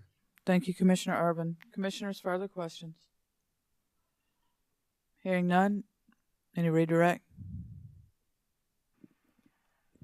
No redirect, and we would ask that Mr. Gravatt be excused. Understanding. I will tell warning. Mr. Gravatt that he can stand down. And Mr. Gravatt, we appreciate your testimony today. Thank you for appearing virtually with us. It's up to your counsel as to whether or not she excuses you. Thank you, Chair Belzer. Thank you. Next, we got ORS. Is that the next one? Are we ready to go forward?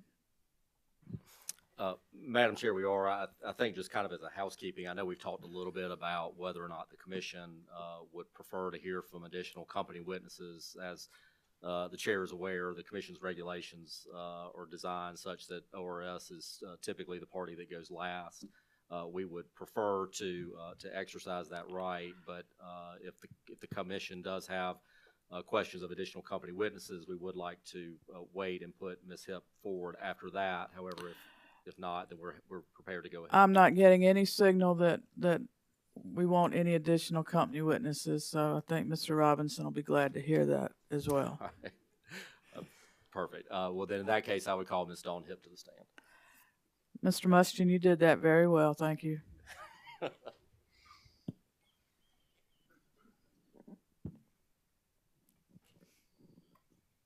Ms. Hip, if you'll raise your right hand, do you solemnly affirm that the testimony you're about to give will be the truth, the whole truth, and nothing but the truth? Thank you. Ms. Hip, when you're ready, could you please state your full name for the record? Certainly. My name is Dawn Hip, and I'm the Chief Operating Officer with the Office of Regulatory Staff. And Ms. Hip, I believe the other ORS testimony has been entered into the record, but we're saving yours for now.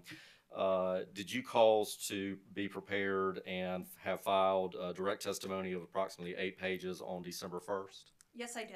Okay, do you have any changes, additions, or deletions to that testimony? No, I do not. If I were to ask you those same questions, would your answers be the same? Yes, they would. Okay, Madam Chair, I would ask that Ms. Hip's direct testimony be introduced into the record at this time. Ms. Hip's direct testimony will be received into the record as if given orally from the stand. And Ms. Hip, did you also prepare or cause to be prepared 10 pages of revised surrebuttal testimony that was filed with the Commission on January the 6th? Yes, I did. Okay, other than the corrections that are reflected in the revised surrebuttal, do you have any additional corrections or deletions? I do not. Okay, if I were to ask you those same questions, would your answers be the same? Yes, they would. Okay, Madam Chair, I would ask that Ms. Hip's revised surrebuttal be read into the record as if given orally from the stand. Ms. Hip's revised surrebuttal testimony will be entered into the record as if given orally from the stand. Okay. And finally, Ms. Hip, did you prepare or cause to be prepared 5 pages of settlement testimony that was filed with the Commission on January 12th? Yes. Okay. Do you have any corrections, additions, or deletions to that testimony? No. If I were to ask you those same questions, would your answers be the same? Yes, they would. Okay. Madam Chair, I would ask that Ms. Hip's settlement testimony be read into the record as if given orally from the stand.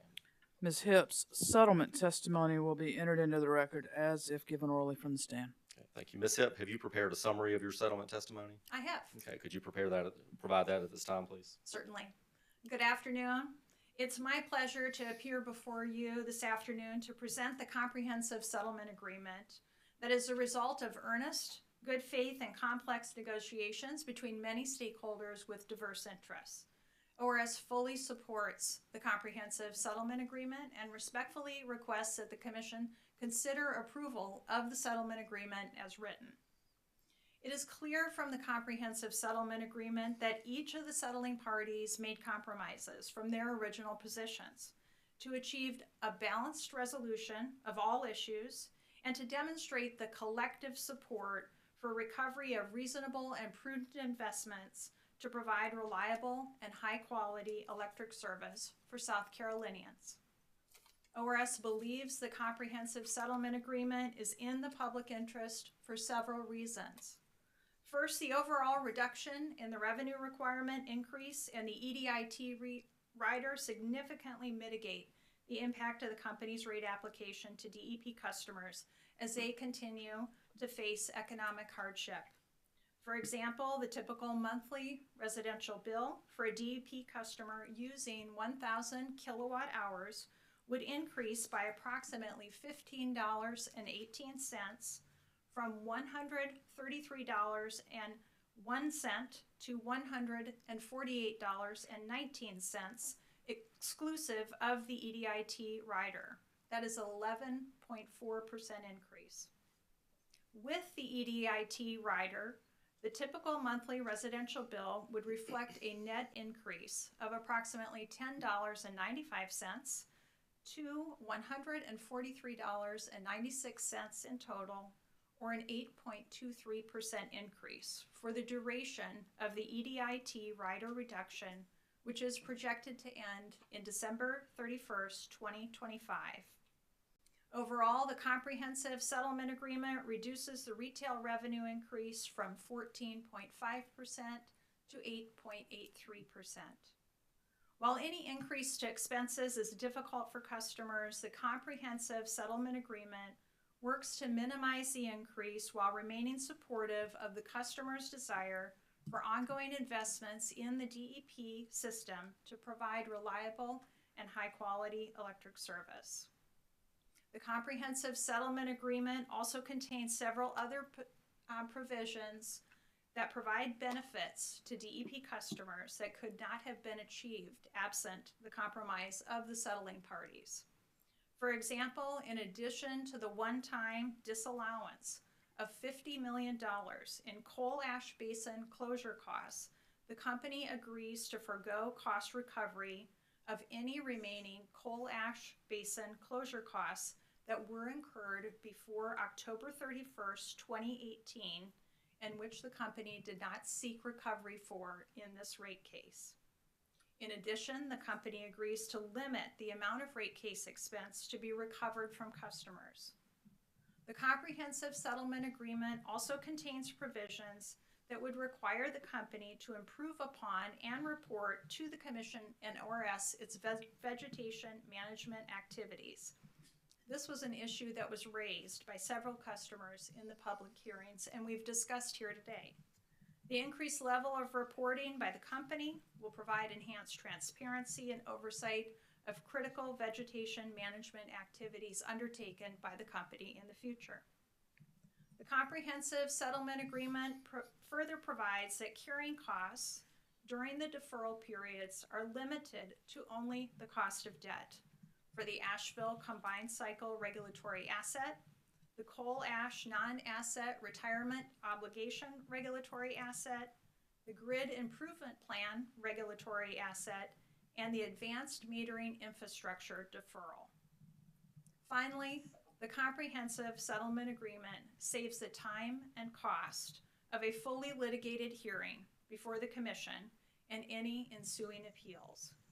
ORS estimates that the cost incurred on the appeal in the company's last rate case in 2018 exceeded $200,000, considering ORS legal expenses as well as the company's expenses on its petition for reconsideration of the Commission orders.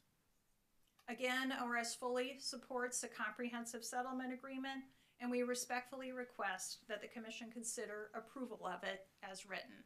This concludes my summary. Thank you, Ms. Hill. Please answer any questions the commissioners may have. Certainly. Commissioners, questions for this witness? Commissioner Caston. Good afternoon. Good afternoon.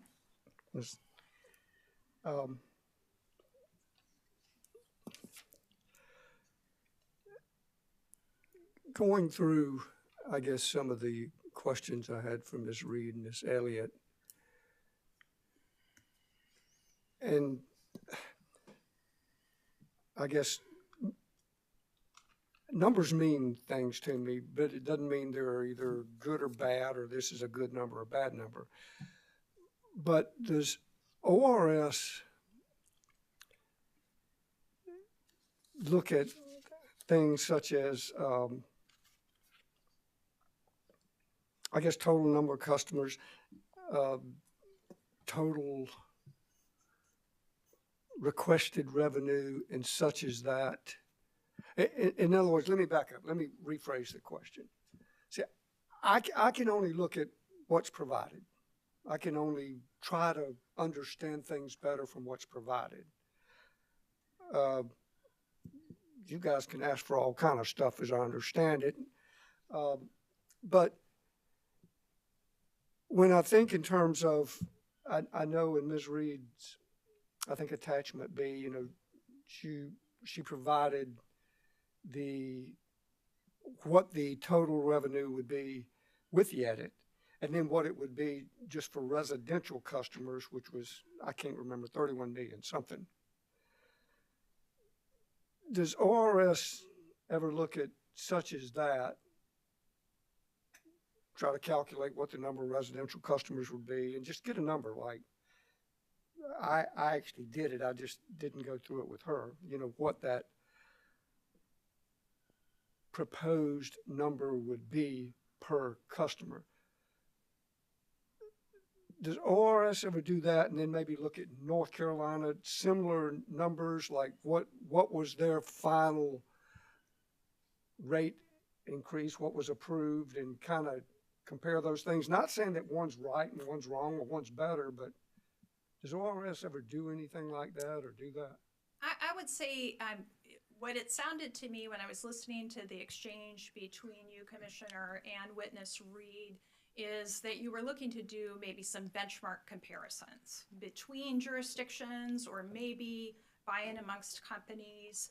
You know, our focus when we're looking at the rate increase and the rate increase impact is on the customer here in South Carolina itself.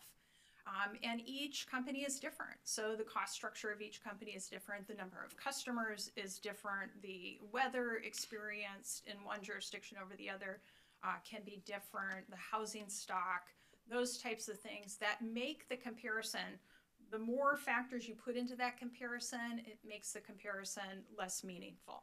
So we don't look at it on an annual basis. Customers in North Carolina spend X for electric costs versus customers in South Carolina. What we do look at is our investor-owned utilities that operate in South Carolina, and we look at them on that residential customer basis. You've heard 1,000 kilowatt hours is just a nice and easy, clear comparison number. We use that to take a look at what the bill impact would be, but we don't use that to recommend cost recovery of prudent and reasonable costs. That's, cost causation and rate design. You're looking to do that comparison to see, customers in South Carolina think maybe they should be paying all the same rate. Are we in kind of this zone of reasonableness, if you will? And after based on the terms of the settlement agreement, and again, DEP has come in for a rate increase with a test year of the calendar year 2021. The rate increase resulting from that will make DEP customers, residential customers using 1,000 kilowatt hours, slightly higher than the other investor-owned utilities within South Carolina. That won't hold for very long because this is, one rate increase. We'll see probably DEC, Duke Energy Carolinas come in shortly, so it's ever fluctuating, but DEP will be, kind of the highest impact to residential customers. Again, another function of that is the fact that the customer base is relatively small. Okay, and I understand that. You're saying you primarily focus in South Carolina, and I get that. And I'm not saying this in any kind of,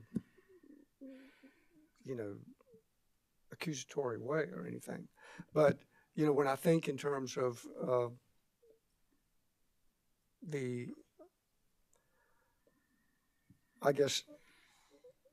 allocation of cost, how do you look at that? In other words, DEP is a little unique in that they serve North Carolina and South Carolina.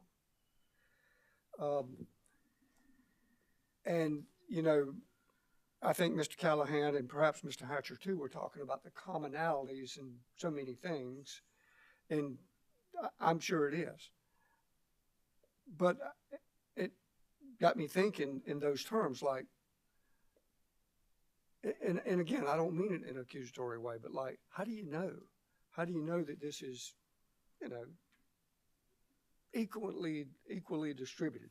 In other words, the reason I asked that is I'm not saying it's right or wrong, but if the, say, unit cost per residential customer is $300 in South Carolina with the proposed rate, in this case, I think I came up 500 or whatever. And in North Carolina, which is about the same time, let's say, and I don't know what it is, it would be $450. That probably means nothing. There may be a gazillion reasons why that's good. But would ORS not, would that not, maybe make you a little curious? Why is that? Yeah, I think, I agree with what you heard from Witness Reed. When we look at cost allocation, we're looking at it from cost causation principles. This is going to make my staff go bonkers. I am not a cost of service expert, so I need to put that out, for the sake of transparency. I'm going to navigate definitely into an area that is not my expertise, but we do hire a cost of service expert. We have individuals within our staff that focus on the cost of service, and it's a long process that is very complex. So they run through the cost causation models that the company has offered. You saw our witness, Mr. Glenn Watkins, offer alternatives to cost causation. We then check state jurisdictional allocations to make sure that South Carolina customers are not paying more than they should. You saw some of those state jurisdictional issues crop up in the discussion of coal ash basin closure costs. And so we'll check through some of that. But that is its own unique niche area. And we feel that under the settlement agreement reached with all of the parties and our thorough review of that, we have arrived at a rate design and cost allocation that is fair to all classes of customers and will yield recovery of the revenue necessary to provide high quality, reliable service.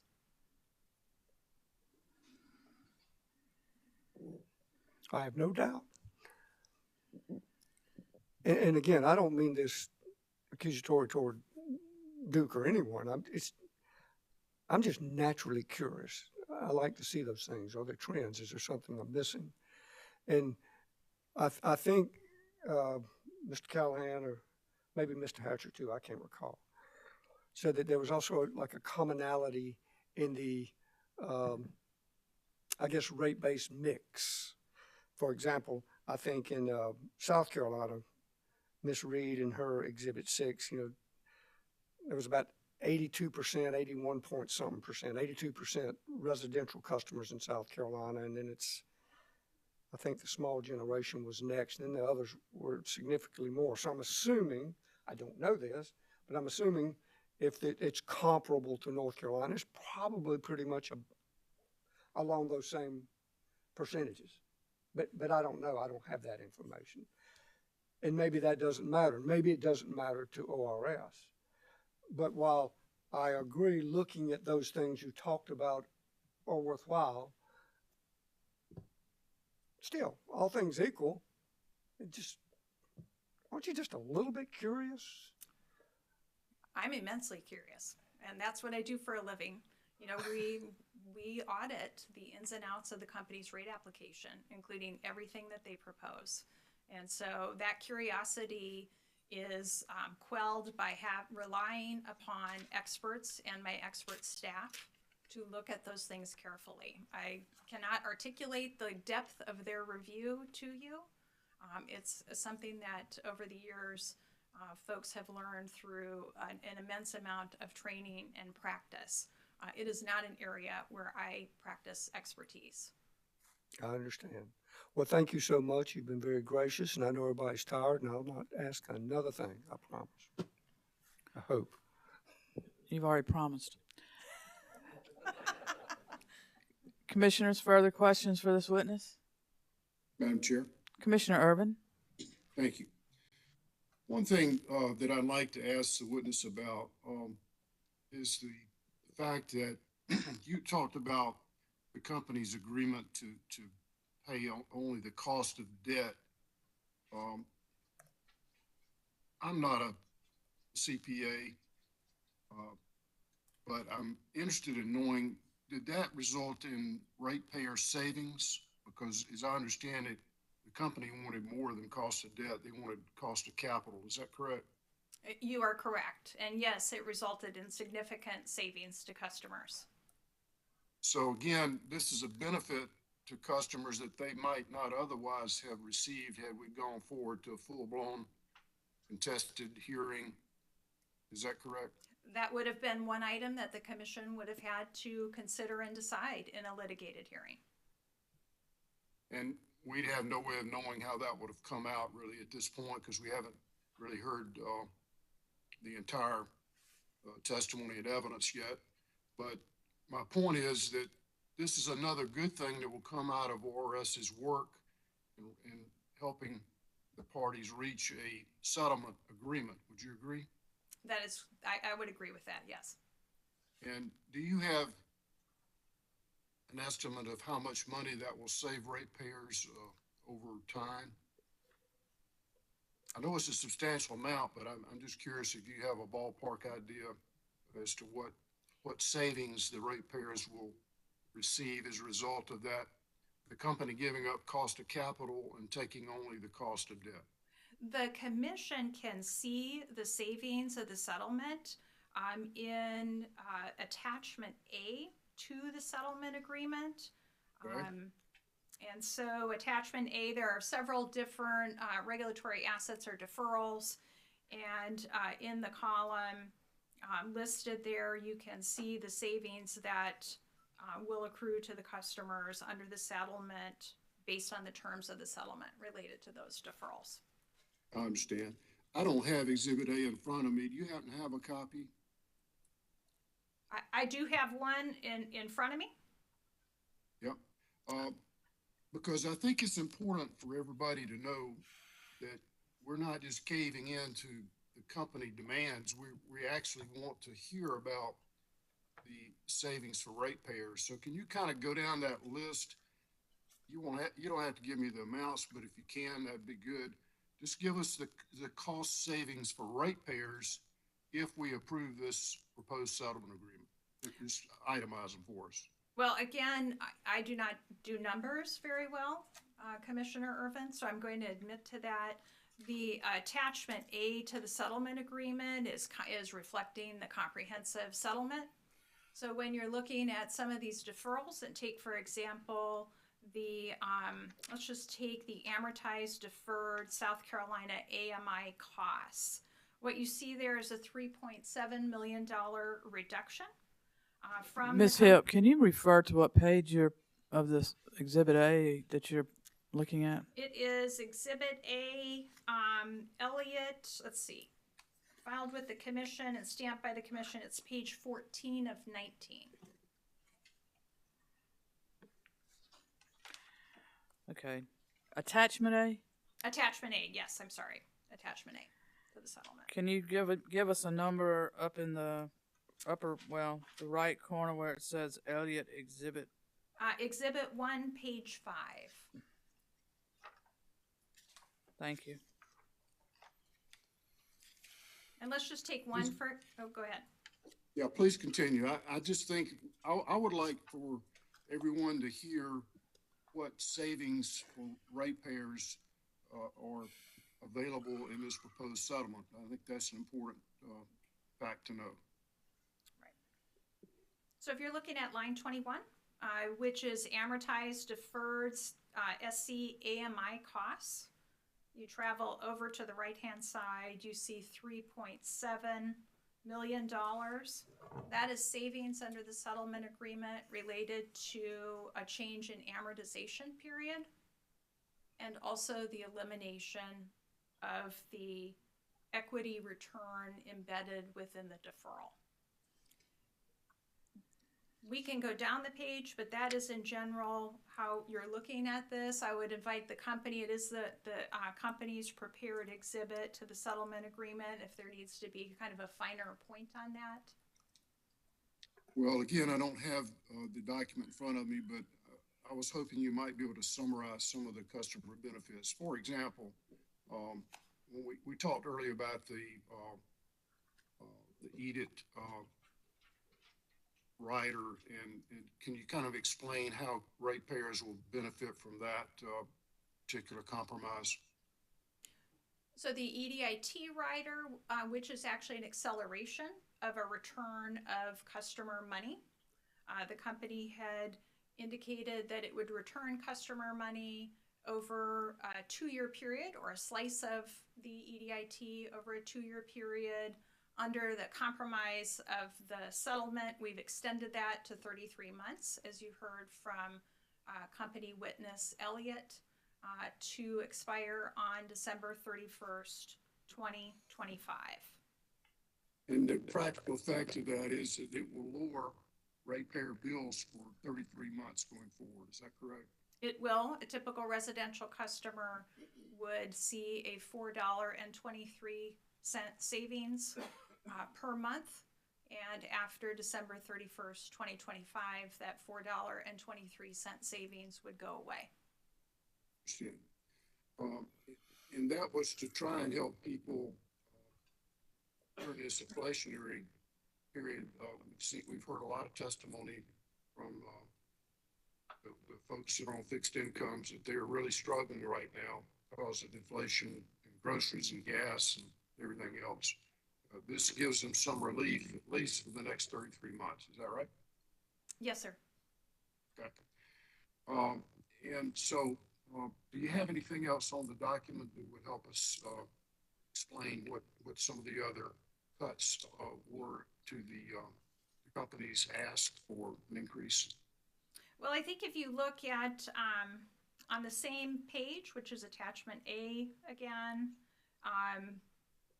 line 22, amortized deferred Asheville combined cycle costs, you see a savings of $2.8 million. That is made up of extending the amortization period to 37 years, a debt-only return on the deferral, eliminating an equity return, and allowing the depreciation to include depreciation, property tax, and returns through March 2023, which is in alignment to when rates will be effective on April 1st, 2023. Does that result in a cost savings to ratepayers? Yes, it does. How much, do you know?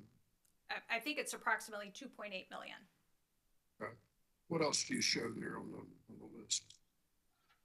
We've talked about coal ash and the $50 million disallowance of coal ash.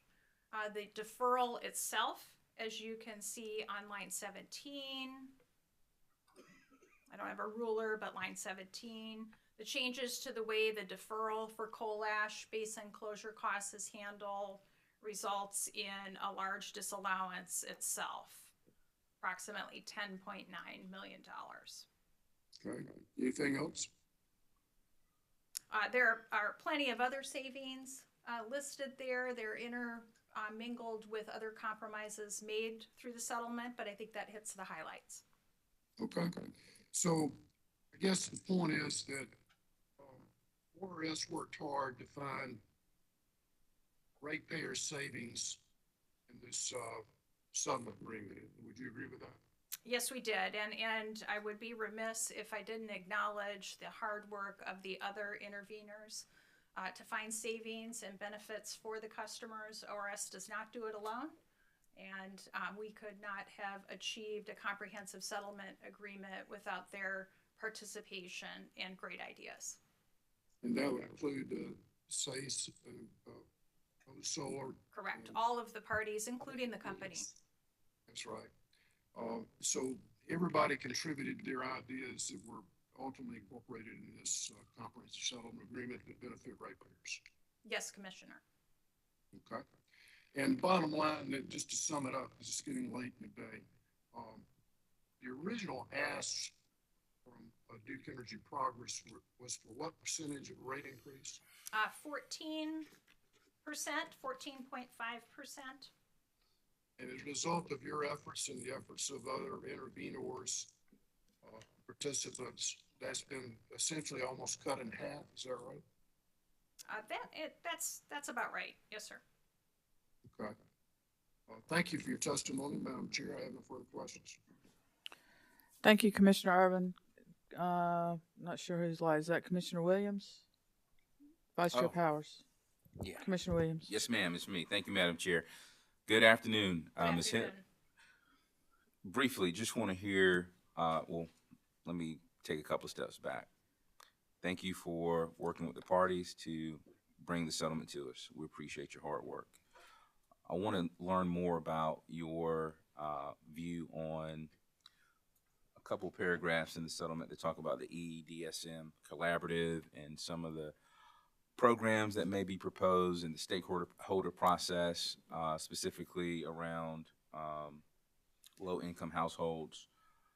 What will be ORS's role in that stakeholder engagement? Our role is twofold. In the stakeholder collaborative, ORS participates. We listen to company ideas. We throw out, ideas of our own, parameters on cost recovery, discuss logistics of the program. Our second function will be when these programs are presented to the Commission for its review and approval to audit those programs and then provide recommendations to the Commission. Considering your veteran status at ORS, you know all about the public hearings. You're well aware of the testimony that we received there. In your opinion, do you think low-income ratepayers in DEP service territory stand to benefit from these programs in a meaningful way? It's hard to tell because they are ideas and they will be pilot programs. As you heard Mr. Gravatt talk about, there's a lot of opportunity there. The devil is in the details, shall we say. So we will see how they play out in terms of an actual proposed program. But there's definitely opportunities there. There are certainly opportunities in the Inflation Reduction Act when those monies become available. That will be an area for assistance to low-income customers, certainly. And I appreciate you indulging me. This is the first job where I've actually felt helpless in that we're very limited to what we can do here. No investigation. We're not participating in that stakeholder process. We sit, we listen, and decide. Is there anything we can do to help in that process from your foxhole to push forward, or just anything to try to address the low-income households in the service territory so that we can possibly maybe see some meaningful change in the future? I think from my perspective, the commission is most helpful as it's asking questions in rate cases or where rate recovery is of issue. You know, when you think about the burdens faced by low to moderate income, any customers these days, it is difficult to sift through what is most meaningful for each and every customer class, especially when you're talking about divisions within a customer class. When rates mix with society or social type policy initiatives, there is an area for assistance to customers, but there also is an area for increased costs to customers. And I think that's just a delicate balance. I think asking the questions that you've asked today as we come before you with different types of proposals or recommendations is very helpful. Thank you for your testimony, ma'am. Madam Chair, that's all I have. Thank you. Thank you, Commissioner. Commissioners, any further questions of this witness? Ms. Hipp, I have a couple if you don't mind. Certainly. You spoke about ORS's review and investigation of DEP's rate case. How would you characterize the ORS investigation? In depth, robust. Oh yeah. Oh, didn't yes. do much. Yes. Tell me what you. Rate cases have become more complex over time. I'm dating myself, but in the many years that I have been doing this, the complexity of rate cases and accounting treatment pro-offered by the company and then resulting in settlement agreements have become increasingly complex. And I feel like we're getting better at what we're doing as ORS. Well, and you've indicated that the test year was the calendar year ending December 31 of 2021. Based on ORS's review and investigation, did ORS determine that some rate increase was warranted based on the review of the company's books and records? Yes, we did. Okay. And I think that was reflected in direct and rebuttal testimony of ORS. Is that correct? Yes, it was. Our recommended revenue increase in our revised rebuttal was not far from what we have settled.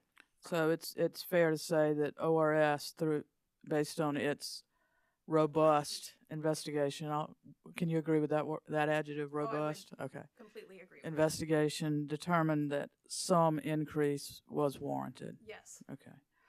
And you've very correctly applauded all the parties for reaching this agreement, but can you give any insight into why ORS did not initially agree with the full request that DEP requested? Oh, there are several reasons why we would not agree with an $89 million increase. Primarily, the first one being a request of an ROE for 10.2%. That is extremely high. I know other states around us are handing out ROEs like that. That is not reflective of the cost of equity in this market. And so for that reason, of course, we objected to that. When we're looking at the coal ash basin closure costs, we have a serious disagreement with the company. We've resolved that disagreement for purposes of this case, and you see it reflected in the settlement agreement, but I would imagine we will continue to disagree about the influences of another state's jurisdictional laws and the impact of those on South Carolina customers. And third, our other large disagreement has with the treatment of deferrals. How should deferred costs be recovered from customers? And we fundamentally disagree with the company that customers should pay an equity return on deferred costs. And based on this comprehensive settlement agreement that's been presented, do you feel like the concerns identified by the Office of Regulatory Staff have been adequately addressed by by the settlement agreement? Yes, we do. Okay, and I believe you just mentioned that a number of those issues, what was settled upon was close to ORS's recommendation in their testimony? That is correct. Okay. Thank you very much. Commissioners, any further questions for this witness? Mr. Mustian, any redirect? No redirect. Okay. Ms. Hipp, you may stand down. Thank you. Thank you. I think we're at the end of our witnesses, are we not? Is there anything from any party? Does anybody want to do closing? It's not an invitation. I have a hard time with that button, Chair Belzer. No closing for the company. Okay. Is there anything else that we need to wrap up before we close this afternoon? Is there any proposed order that might be forthcoming? That's it, Chair Belzer. Proposed orders. Okay. Well, that's up to the parties. That's up to y'all. I don't even think we've looked at dates. Would y'all like to propose something and then send, if y'all would, I'll tell you what, I'll have staff council, our learned staff council send out some dates, and then we can work with y'all on getting that. Give y'all time to review and circulate and do whatever you need to do with that. Ladies and gentlemen, I'd like to express my appreciation for everyone's attendance and attentiveness and the work that y'all have done in this case. I come in with 2 boxes of testimony. Y'all are giving me a workout over this bit of time, but it's obvious that the company did a lot of work, the interveners did a lot of work, ORS did a lot of work, and we really appreciate the completeness with which y'all have addressed so many issues. I don't know that I've had an occasion, even though I've done some rate cases, I don't know that I've had quite this many issues before, and I don't recall being involved in a case with something like 50 witnesses before either, so it's certainly complex, and we do appreciate all the material that you have put before us. And if there's nothing else to come before us, we will close this hearing, and you'll be notified of some dates about proposed orders y'all can work out with the Commission Council. Wish everybody safe travels home, and thank you again. Have a good evening. This case is adjourned.